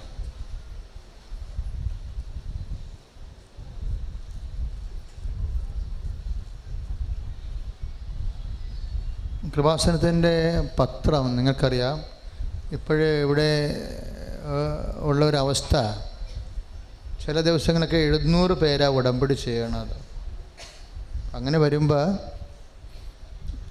അച്ഛനെ കാണുകയെന്നുള്ള ഉദ്ദേശത്തോടു കൂടി മക്കളെ ഉടമ്പടി ചെയ്യരുതെന്നാണ് അച്ഛൻ്റെ അഭിപ്രായം. കാരണം നിങ്ങൾക്ക് തന്നെ അറിയാം, കാണാൻ പറ്റുന്നതിന്. പക്ഷെ ഒരു കാര്യമുണ്ട്, ഞാൻ അത് അധ്യായം ക്ലോസ് ചെയ്യത്തില്ല. കാര്യമുണ്ട്. ആൾക്കാരെ കാണാൻ തന്നെ ഉള്ളതാണ് ഈ ധ്യാനകേന്ദ്രം. പക്ഷെ എനിക്ക് പറയാനുള്ളത്, എൻ്റെ മക്കൾ ഉടമ്പടി ചെയ്യുമ്പോൾ അമ്മയെ കാണാൻ വേണ്ടി നിങ്ങൾ ഉടമ്പടി ചെയ്യുക. കാരണം സാക്ഷ്യം പറയുന്ന പകുതി മുക്കാൽ ഞാൻ കാണാത്ത ആൾക്കാരാണ്, അമ്മ നേരിട്ട് ചെയ്യുന്ന ആൾക്കാരാണ്. ഇപ്പം അച്ഛനെ കാണാൻ വേണ്ടി നിങ്ങൾ ഉടമ്പടി ചെയ്യുമ്പോൾ അമ്മയ്ക്ക് അവിടെ പ്രാധാന്യമില്ലാതെ വരും. പിന്നെ നിങ്ങളുടെ അച്ഛനെ കാണുന്നത് എന്തിനാണ്? നിങ്ങളുടെ കാര്യം സാധിക്കാൻ. അപ്പം കാര്യത്തിനായിരിക്കും പ്രാധാന്യം. അപ്പം അങ്ങനെ വരുമ്പോൾ അതിൻ്റെ പമ്മാൻ സാധ്യതയുണ്ട്. നിങ്ങളായിട്ട് സ്വന്തമായിട്ട് കാലവിളംബം ഉണ്ടാക്കിയെടുക്കരുത്. തെറ്റായ സമീപനത്തിലൂടെ പ്രാർത്ഥനയ്ക്ക് ഉത്തരം താമസിക്കേണ്ട കാര്യമില്ല. അതുകൊണ്ട് അച്ഛനെ കാണുന്ന സമയമാകുമ്പോൾ ദൈവം അനുവദിക്കുന്ന സമയത്ത് കാണും. ഇപ്പോൾ ഒരു ഗുണം ചെയ്തിട്ടുണ്ട്, അതായത് എല്ലാവർക്കും ഉടമ്പടി പുതുക്കുമ്പോൾ തന്നെ ഡേറ്റ് കൊടുക്കുന്നുണ്ട്. ഇപ്പോൾ പണ്ടത്തെ പോലെ 3 മണിക്ക് വന്നിട്ട് ഇവിടെ മുഴുവൻ നിറഞ്ഞു നിന്ന് സങ്കടപ്പെട്ടു പോകണ ഒരു വിഷയം ഇപ്പോൾ ഇല്ല. കാര്യം നമ്മൾ ഉടമ്പടി പുതുക്കുമ്പോൾ തന്നെ ഡേറ്റ് കൊടുക്കുകയാണ്. ആ ഡേറ്റിൻ്റെ ടൈമും വരെ കൊടുക്കുന്നുണ്ട്. ആ സമയത്ത് വന്ന് അവർ അച്ഛനെ കണ്ട്, അപ്പോൾ പക്ഷെ അതുക്കുള്ളിൽ മാതാവ് നിങ്ങളെ എവിടെയെങ്കിലും കൊണ്ട് എത്തിച്ചിരിക്കും, അത് ഉറപ്പായിട്ടും. കാര്യം മരിച്ചവന് വരെ ഉയർപ്പിക്കുന്നതാണ് ഉടമ്പടി. അതല്ലേ ഇപ്പം നമ്മൾ അവസാനം മനസ്സിലായത്. അപ്പോൾ ഇതൊന്നും ഒരു വിഷയമല്ല. നിങ്ങൾ നേരെ ചൊവ്വ കർത്താവിൻ്റെ മുമ്പിൽ നിന്നാൽ മതി. നിങ്ങൾ അതൊന്ന് പ്രാർത്ഥിച്ചാൽ മതി, വിശ്വസ്തയോടെ പോകാൻ വേണ്ടി പ്രാർത്ഥിച്ചാൽ മതി. പിന്നെ രോഗികൾ, എമർജൻസിക്കാരില്ല, രോഗികൾ, ക്യാൻസർ രോഗികൾ, അതുപോലെ എയ്ഡ്സ് രോഗികൾ, അതുപോലെ തന്നെ വളരെ മോശം കണ്ടീഷനിൽ ആരോഗ്യമുള്ളവർ, അവരെ നമ്മൾ എല്ലാ പ്രാർത്ഥനയ്ക്കും അവസാനം പ്രാർത്ഥിക്കുന്നുണ്ട്. അതിന് ഉടമ്പടി പോലും ആവശ്യമില്ല. നിങ്ങൾക്കറിയാവില്ലേ, ഉടമ്പടി പോലും ആവശ്യമില്ല. ചിലപ്പോൾ ഒരു ഉടമ്പടി നിന്ന് ചെയ്യാനുള്ള ആവത് അവർക്കുണ്ടാകത്തില്ല. ഉടമ്പടി ചെയ്യണമെങ്കിൽ 1 മണിക്കൂറെങ്കിലും വേണ്ടേ? അത് നിൽക്കാനുള്ള നടുവേദനയും കിഡ്നി വേദനയെ കൊണ്ട് സഹിക്കത്തില്ല. നമുക്ക് തന്നെ ഒരു പനി വന്നാൽ നമുക്കറിയാം, എവിടെയെങ്കിലും ഒന്ന് ഇരിക്കാനേ തോന്നത്തുള്ളൂ. അപ്പം അങ്ങനെയുള്ളവർ വന്ന് പെട്ട 4:30 മണിയാകുമ്പോൾ അവർക്ക് ചീട്ട് കൊടുക്കും. ഇവിടുന്ന് ഓഫീസിൽ നിന്ന് ആ ചീട്ട് വാങ്ങിച്ചുകൊണ്ട് അവർ ലൈനപ്പ് ചെയ്താൽ മതി. എല്ലാ പ്രാർത്ഥന നിങ്ങളുടെ ബന്ധുക്കളോടും പറയണം. എല്ലാ പ്രാർത്ഥനയും കഴിയുമ്പോൾ അച്ഛൻ കിഡ്നി രോഗികൾ, കരൾ രോഗികൾ, അതുപോലെ തന്നെ തൈറോയ്ഡ് തൈറോയ്ഡല്ല, കിഡ്നി രോഗികൾ, കരൾ രോഗികൾ, പിന്നെ ഹാർട്ടിൻ്റെ അസുഖം, അങ്ങനെ ക്യാപിറ്റൽ ഡിസീസിന് പ്രത്യേകം പ്രെയർ ചെയ്യുന്നുണ്ട്. പിന്നെ ദൈവത്തിനെ പറ്റിക്കാതിരുന്നാൽ മതി നിങ്ങൾ. കാര്യം രോഗികളാണെന്ന് പറഞ്ഞാലും അവർ പഴയ സ്വഭാവക്കാരായിരിക്കും. പണ്ട് ഞാനിങ്ങനെ രോഗികൾക്ക് വേണ്ടി മുകളിൽ പ്രാർത്ഥിക്കുമായിരുന്നു. കള്ളന്മാരെന്ത് ചെയ്യുമെന്നറിയാമോ? അപ്പം തന്നെ വണ്ടി വിടും, എന്നിട്ട് ഹിമാലയ പോയിരുന്നതിന് പുട്ടടിക്കും. അതാണ് കുഴപ്പം. അപ്പം തന്നെ ദൈവത്തിന് അറിയാം ഇത് ചുമ്മാ കള്ളത്തരത്തിന് വേണ്ടി അവർക്ക് വിശ്വാസമില്ല. അവർക്ക് ബുദ്ധി, ഒരു മാന്യത ഉണ്ടെങ്കിൽ അവർ കർത്താവ് എഴുന്നള്ളിയിരിക്കുന്നതാണ്. ആയിരങ്ങൾ സുഖപ്പെടുന്ന സ്ഥലത്ത് 1 മണിക്കൂർ ആരാധന കൂടാൻ പാടില്ലേ? ചെയ്യത്തില്ല അവർ. അപ്പം അങ്ങനെയുള്ള ആൾക്കാരെയൊക്കെ നമ്മളിവിടെ പ്രതീക്ഷിക്കണില്ല. അതുകൊണ്ട് നിങ്ങൾ 4 മണിക്കാണ് പ്രാർത്ഥന വിചാരിച്ചുകൊണ്ട് 4 മണിക്ക് എടുത്തുകൊണ്ട് വന്നാൽ നടക്കത്തില്ല. അതുകൊണ്ട് അവരൊന്ന് ആരാധന കൂടാൻ പറയണം. കുറഞ്ഞ പക്ഷം 2 മണിക്കെങ്കിലും വന്ന് ആരാധന കയറാൻ പറയണം. അവിടെ ഇരിക്കട്ടെ. അവിടെ ഇരിക്കണ സമയത്ത് ചിലപ്പോൾ കർത്താവ് അവരെ സുഖപ്പെടുത്തും. ഈ 4:30 മണി വരെ കാത്തിരിക്കേണ്ട കാര്യമില്ല. ആരാധന വരുമ്പോൾ തന്നെ കർത്താവ് അവരെ സുഖപ്പെടുത്തും. നിങ്ങൾക്കറിയാമോ, ചില ആൾക്കാർക്ക് സാക്ഷ്യം പറയണത് അവർ കവാടത്തിങ്ങ് വരുമ്പോൾ തന്നെ അവരുടെ കാര്യം ഇവിടെ വിളിച്ച് പറയും. അതാണിപ്പോൾ ഒരു ചേച്ചി പറഞ്ഞേക്കുന്ന സാക്ഷ്യം. കവാടത്തിങ്ങ് വന്നതേ ഉള്ളെന്ന്. അപ്പം കൈവെക്കാൻ പറഞ്ഞു. അപ്പോഴേ ഞാൻ ആദ്യമായിട്ട് വരികയാണ്. ഞാൻ കൈവൊക്കി. അപ്പോൾ ഒരു കാറ്റടിച്ച്. അപ്പം ഞാൻ നോക്കി, കാറ്റ് എല്ലായിടത്തും ഉണ്ടാവും, ഓരോരുത്തും കാറ്റില്ല, എൻ്റെ മുഖത്ത് മാത്രമേ അടിക്കുന്നുള്ളെന്ന്. കാര്യം അൾസർ പിടിച്ച് മെനഞ്ഞ് ഭക്ഷണം കഴിക്കാൻ പറ്റാത്ത ആൾ അപ്പം തന്നെ അവിടെ പോയി ഭക്ഷണം കഴിച്ച്. എത്രയോ മാസങ്ങൾക്ക് ശേഷമാണ് സമാധാനത്തോടെ ഒരു പിടി ഭക്ഷണം കഴിക്കണത്. പിന്നെ ആ രോഗം വന്നിട്ടില്ല. അപ്പം കവാടത്തിലെത്തിയാൽ പോലും മതി, അമ്മ അവിടെ കാത്തു നിൽക്കണമെന്നല്ല എൻ്റെ അർത്ഥം. ആ സാക്ഷ്യം കേട്ടപ്പോൾ എനിക്കങ്ങനെയാണ് മനസ്സിലായത്, അമ്മ കവാടത്തിൽ കാത്തു നിൽക്കണമെന്ന്. അപ്പം ഇവിടെ എന്തും നടക്കും. കാര്യം അമ്മ ജീവന് സ്വന്തം പോലെ കാണുന്ന ഒരു ശുശ്രൂഷാലയമാണ്. അതുകൊണ്ട് എൻ്റെ മക്കൾ ഇവിടുന്ന് എന്തെങ്കിലും കിട്ടിയാൽ, കാശുരൂപമായാലും പത്രമായാലും, അതുപോലെ തന്നെ ഈ പത്രമൊക്കെ ചെയ്യുമ്പോൾ ഉണ്ടല്ലോ മക്കളെ, ഞങ്ങളെന്താണ് ഇങ്ങനെ സീരിയസ് ആയിട്ട് പറയണമെന്നറിയാവോ? പത്രം വഴി അതുപോലെ സാക്ഷി ഇന്നും കേട്ടില്ലേ, സാക്ഷ്യം വായിക്കുമ്പോൾ ആൾക്കാർക്ക് കർത്താവിനെ കേൾക്കണമെന്ന് തോന്നുന്നു. അതാണ് എൻ്റെ പ്രത്യേകത. ഇപ്പം ഇന്നും സാക്ഷ്യം അങ്ങനെ പറഞ്ഞല്ലോ, പത്രം വായിച്ചപ്പോൾ ആ ഇപ്പോൾ ഒരു ധ്യാനകേന്ദ്രത്തിന് പോകാത്ത ഒരാൾ പത്രം വായിച്ചപ്പോൾ ഇവിടെ വരണമെന്ന് തോന്നി. അത് തോന്നിയതല്ല, അമ്മ തോന്നിച്ചതാണ്. പിന്നീട് ആ മകൻ തന്നെ നിന്ന് ഉടമ്പടി ചെയ്യാൻ പോയെന്ന് മറ്റുള്ളവരെ സഹായിക്കാൻ തുടങ്ങിയെന്ന് പറഞ്ഞില്ലേ. ഇപ്പോൾ ഒരാളെ ഇങ്ങനെ കൺവേർട്ട് ചെയ്ത് മാറ്റുകയാണ്. ഇപ്പം നിങ്ങളെപ്പോഴും മനസ്സിലുണ്ടാവണം, എന്താണ്, ഞാൻ വഴി 10 മനുഷ്യർ ഈശോനെ അറിയണം. പത്രം മക്കൾക്ക് മേടിച്ചാൽ മാത്രം പോരാ, കൊടുത്താൽ മാത്രം പോരാ, കൊടുക്കുമ്പോൾ പ്രാർത്ഥിച്ച് കൊടുക്കണം. അപ്പോൾ ദൈവത്തിന് അറിയാൻ പറ്റും ഇത് സത്യസന്ധമായിട്ടുള്ള പ്രേക്ഷിത പ്രവർത്തനം. ചില ആൾക്കാർ എന്ത് ചെയ്യുമെന്നറിയാമോ, പത്രം മേടിച്ച് അങ്ങോട്ടും ഇങ്ങോട്ടും നോക്കി കാണാതെ കൊണ്ടുപോയി പള്ളിയിൽ എവിടെയെങ്കിലും പാത്ത് വെച്ചും പോയി ഓടിക്കളയും. അപ്പോൾ അവരൊക്കെയാണ് നടന്ന് വലയണത്. ശരിക്കും അവരെ ഫ്രോഡാണെന്ന് അവർക്ക് ദൈവത്തിന് അറിയാം. ദൈവത്തോട് സ്നേഹം ഉണ്ടായിട്ട് വന്നിരിക്കണമല്ല, അവിടെ കാര്യത്തിന് വേണ്ടി ആരോ പറഞ്ഞു കേട്ടിട്ട് പരീക്ഷിക്കാൻ വേണ്ടി വന്നിരിക്കും. അങ്ങനെ പരീക്ഷിക്കരുത്. പരീക്ഷിക്കാതെ കർത്താവിന് വേണ്ടി ജീവിക്കാൻ വേണ്ടി വരണം. അതുകൊണ്ട് തന്നെ അക്രൈസ്തവ സഹരി ക്രൈസ്തവരുടെ എണ്ണം ഇവിടെ വരുന്ന ക്രൈസ്തവരുടെ എണ്ണം നോക്കാനാണെങ്കിൽ, അക്രൈസ്തവരുടെ എണ്ണം നോക്കാനാണെങ്കിൽ സുഖപ്പെടുന്നവർ ശതമാനത്തിൽ അക്രൈസ്തവരാണ്. പറഞ്ഞ മനസ്സിലായില്ലേ? ക്രൈസ്തവർ 1000 പേര് വരുന്നുണ്ട്, അതിൽ നിന്ന് 100 പേര് സുഖപ്പെടുന്നുണ്ടെങ്കിൽ 10% ആയില്ലേ? അപ്പോൾ അക്രൈസ്തവർ 100 പേര് വരുന്നുണ്ട്, അതിൽ നിന്ന് അവർ 25 പേര് സുഖപ്പെടുന്നുണ്ടെങ്കിൽ എത്ര ശതമാനമായി? 25%. അപ്പോൾ അക്രൈസ്തവർ മുസ്ലിംസാലും അതുപോലെ തന്നെ ഇതിവിടെ ആരെയും മതം മാറ്റാൻ അങ്ങനെ ഒരു പരിപാടിയില്ല. പക്ഷേ ഈശോയിൽ മനസ്സ് മാറ്റിയിരിക്കും. ഈശോ മനസ്സ് മാറ്റത്തിൻ്റെ ആളാണ്. നിൻ്റെ മനസ്സ് മാറിക്കണ പരമപിതാവിന് മനസ്സിലായാൽ നിനക്ക് നിത്യരക്ഷ കിട്ടുകയും ചെയ്യും. അല്ല, ഞങ്ങളാരെയും അനുഷ്ഠാന പ്രകാരം ഒരു മനുഷ്യനെ മതം മാറ്റണ ഒരു ലക്ഷ്യവും ഇവിടെയില്ല. അതുകൊണ്ട് കാര്യം ഇവിടെ ഗോഡെന്ന് എഴുതി വെക്കാനാണ് അമ്മ മെസ്സേജ് തന്നത്. അത് മീൻസ് എന്താ, എല്ലാവർക്കും വേണ്ടിയുള്ളതാണെന്ന്. അതുകൊണ്ട് തന്നെ എല്ലാവരും വന്ന് പ്രാർത്ഥിച്ച്, അക്രൈസ്വരും വന്ന് പ്രാർത്ഥിച്ച് സൗഖ്യം പ്രാപിച്ച് സാക്ഷ്യം പറയണത്. അപ്പം എൻ്റെ മക്കളെ, നിങ്ങൾ ചെയ്യേണ്ട ഇത്രയേ ഉള്ളൂ. എനിക്ക് തോന്നിയതാണ് എനിക്ക് കിട്ടിയ അനുഭവമാണ് ഞാൻ പറയണത്. നിങ്ങൾ ചെയ്യേണ്ട ഇത്രയേ ഉള്ളൂ. ഞാൻ വഴി 10 മനുഷ്യരെ ഈശോനെ അറിയിക്കും. അപ്പോൾ 10 നാമമാത്രമായിട്ട് 10 വിതരണം ചെയ്യണമല്ല, നിങ്ങൾ ഉറപ്പ് വരുത്തണം. 100 പത്രം കൊടുത്താൽ 50 ഈശോനെ കേൾക്കാൻ വരുന്നുണ്ടെന്ന് പറഞ്ഞു കൊടുത്താലേ വരത്തുള്ളൂ. അല്ല, പള്ളിക്കൊണ്ട് ഇട്ടച്ച് കോഴിയിലൊന്നും ആരും വരത്തില്ല. കപ്പേര് കൊണ്ട് കത്തിച്ച് കളയേ ഉള്ളൂ. പിന്നെ കർത്താവിൻ്റെ വചനം കത്തിച്ചതിന് നീ ദൈവത്തോട് സമാധാനം പറയേണ്ടി വരും. അപ്പോൾ നിന്ന് കൊടുക്കണം. നീ ഏത് കളക്ടറായാലും ശരി, നീ ഉയരുന്തോറും കർത്താവിന് വേണ്ടി അഭിമാനത്തോടെ ജോലി ചെയ്യണം. നീ ഉയർന്നവനാണെങ്കിൽ അതുപോലെ കർത്താവ് തന്ന ഉയർച്ചയാണ്. നിത്യജീവനേക്കാൾ വില ഉയർച്ചയൊന്നും ഉണ്ടാകത്തില്ല. ഇവിടെ എത്ര ഉയർന്നിട്ടും കാര്യവുമില്ലെന്ന് മനസ്സിലാക്കണം. എന്നിട്ട് എല്ലാവരും ദൈവത്തെ അറിയണം. ഞങ്ങളുടെ മനസ്സിലൊക്കെ ഈ കാണിച്ചുകൊണ്ട് എല്ലാവരും കർത്താവിനെ അറിഞ്ഞ് നിത്യരക്ഷ പ്രാപിക്കണമെന്ന്. അതപ്പോഴാണ് അമ്മയൊക്കെ പ്രത്യക്ഷപ്പെടുന്നത്. സത്യസന്ധമാണ് ദൈവത്തിൻ്റെ മുമ്പിലെന്നുണ്ടെങ്കിൽ നിങ്ങളുടെ മുമ്പിലും പ്രത്യക്ഷപ്പെടും. പ്രത്യക്ഷപ്പെടൽ ഒരു പ്രത്യേക വിഷയമല്ല. അത് ദൈവത്തിന് തോന്നിയാൽ, നമ്മൾ ശരിയാണെന്ന് ദൈവത്തിന് തോന്നിയാൽ, ഈശോയുടെ രക്തത്തിന് വിലയുണ്ട്, ഈശോനെ എല്ലാവരും കാണണം, എല്ലാവരും അറിഞ്ഞ് രക്ഷപ്പെടണമെന്ന് നിങ്ങളുടെ മനസ്സിൽ തോന്നണം. എന്നാൽ നിങ്ങൾ ശരിക്കും കൊടുക്കും. അതുകൊണ്ട് ഈ ഷാലോമില്ലേ, ഷാലോം കൃപാസന നിങ്ങളെ കൂടത്തില്ലേ? അപ്പം മൊബൈലൊക്കെ ഈ നല്ല സ്മാർട്ട് മൊബൈലൊക്കെ ഉണ്ടെങ്കിൽ, നെറ്റ് ഉണ്ടെങ്കിലല്ലേ നമ്മൾക്ക് മൊബൈലിൽ ഫേസ്ബുക്ക് കേൾക്കാൻ പറ്റത്തുള്ളൂ. അപ്പോൾ സ്മാർട്ട് ഫോൺ ഉള്ളവരെല്ലാവരും ഇപ്പോൾ തന്നെ ഒരു സാക്ഷ്യം കഴിഞ്ഞ ദിവസം ഉണ്ടായപ്പോൾ തന്നെ ആരോ ഒരാളെ മാർക്ക് ചെയ്ത് പാസ്റ്ററിന് എത്ര രൂപ കിട്ടി എന്നൊക്കെ ചോദിച്ചു, കമൻ്റ് അടിക്കണതാണ്. അപ്പോൾ ഉടനെ ഒരു കൊല്ലത്തുകാരൻ പറഞ്ഞു, ഇത് പാസ്റ്ററൊന്നുമല്ല, ഇത് കത്തോലിക്ക ധ്യാന കേന്ദ്രമാണ്, ഇവിടെ കാശൊന്നുമില്ല, ഇത് ഫ്രീ സർവീസാണ്, നിങ്ങൾക്ക് വന്ന് നോക്കാം. മക്കൾ മത്സ്യത്തൊഴിലാളി സഹോദരങ്ങളുടെ നേർച്ച വസ്തുക്കൾ ഇവിടെയുണ്ട്. നിങ്ങൾ മുന്നോട്ട് കൈനീട്ടി വിശ്വാസപ്രമാണം ചെല്ലുക. അച്ഛൻ ഇത് വെഞ്ചരിക്കാൻ പോവുകയാണ്. ഇത് ഒരു വീടിനല്ല, 60 വീടൊക്കെയാണ് ഇതുകൊണ്ട് കഴിയണത് ഒരു വള്ളത്തിൽ. നീ വിശ്വാസപ്രമാണം ചെല്ലട്ടെ. Lord Jesus Christ pour out your spirit, the fire fingers soak with the precious blood, God and Jesus speak, and the authority of the Catholic Church, with the power of Jesus Christ, with the baptism of Holy Priesthood, I bless and have the relics, those use will have grace and peace and power. സ്വർഗത്തിലേക്ക് ദൈവത്തിന് അവിടെ ജയിക്കുന്നവരെയും മരിച്ചവരെയും വിധിക്കാമരെ ഞാൻ വിശ്വസിക്കുന്നു.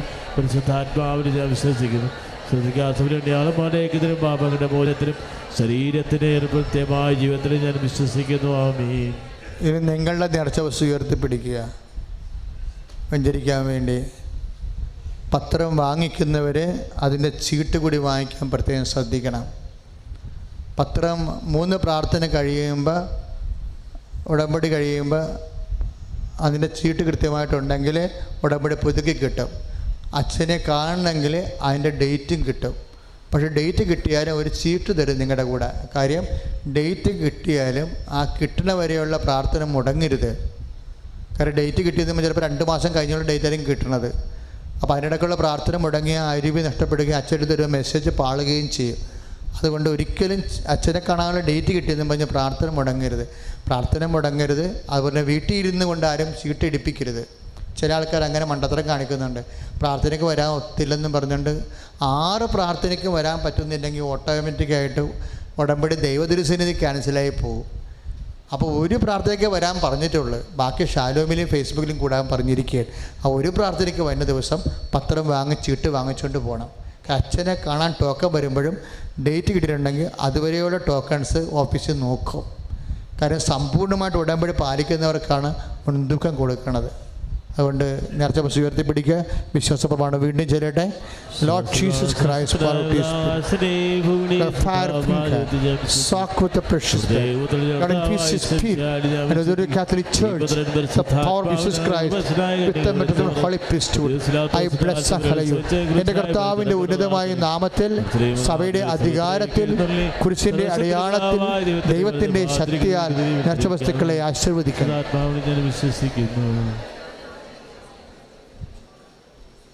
കരങ്ങൾ ഉയർത്താം. നേർച്ച വസ്തുക്കൾ ഉയർത്തിപ്പിടിക്കാം. ഇതാ ഈശോ നിങ്ങളെ ആശീർവദിക്കാൻ പോകുന്നു. നിങ്ങളുടെ ജീവിത സങ്കടങ്ങൾ, നിങ്ങളുടെ രോഗങ്ങൾ, ദുരിതങ്ങൾ എല്ലാം കരങ്ങൾ ഉയർത്തി കർത്താവിന് സമർപ്പിക്കുക. എല്ലാം ദൈവത്തിന് സമർപ്പിക്കുക. ജീവിക്കുന്ന ദൈവം ഇതാ നിങ്ങളെ ആശീർവദിക്കുകയാണ്. നിങ്ങളുടെ രോഗങ്ങള്, ദുരിതങ്ങള്, കഷ്ടതകള്, കടഭാരങ്ങള്, ജീവിത വ്യഗ്രതകള്, ദുരിതങ്ങള് ഈശോ ഏറ്റെടുക്കുന്നു. മനമുയർത്തി സ്വരമുയർത്തിക്കൊണ്ട് യേശുവേന്ന് വിളിക്കട്ടെ. കർത്താവേ, മാരക രോഗങ്ങൾ സുഖപ്പെടുന്നതിനോർ നന്ദി പറയുന്നു. വിദ്യാഭ്യാസ മേഖലകള് ഇടപെടുന്നതിനോർ നന്ദി പറയുന്നു. സന്താനരഹിതരെ ആശീർവദിക്കുന്നതിനോർ നന്ദി പറയുന്നു. ഭവനരഹിതരെ ആശീർവദിക്കുന്നതിന് നന്ദി പറയുന്നു. സ്വന്തമായി ഭൂമിയില്ലാത്തവർക്ക്, കിടപ്പാടമില്ലാത്തവർക്ക് ആശീർവാദം നൽകുന്നതിനോട് നന്ദി പറയുന്നു. കർത്താവായ ദൈവമേ, വിദൂരങ്ങളിൽ നിന്ന് പ്രാർത്ഥിക്കുന്ന മക്കളുണ്ട്, ജീവിത നിയോഗങ്ങൾ സമർപ്പിക്കുന്നവരുണ്ട്.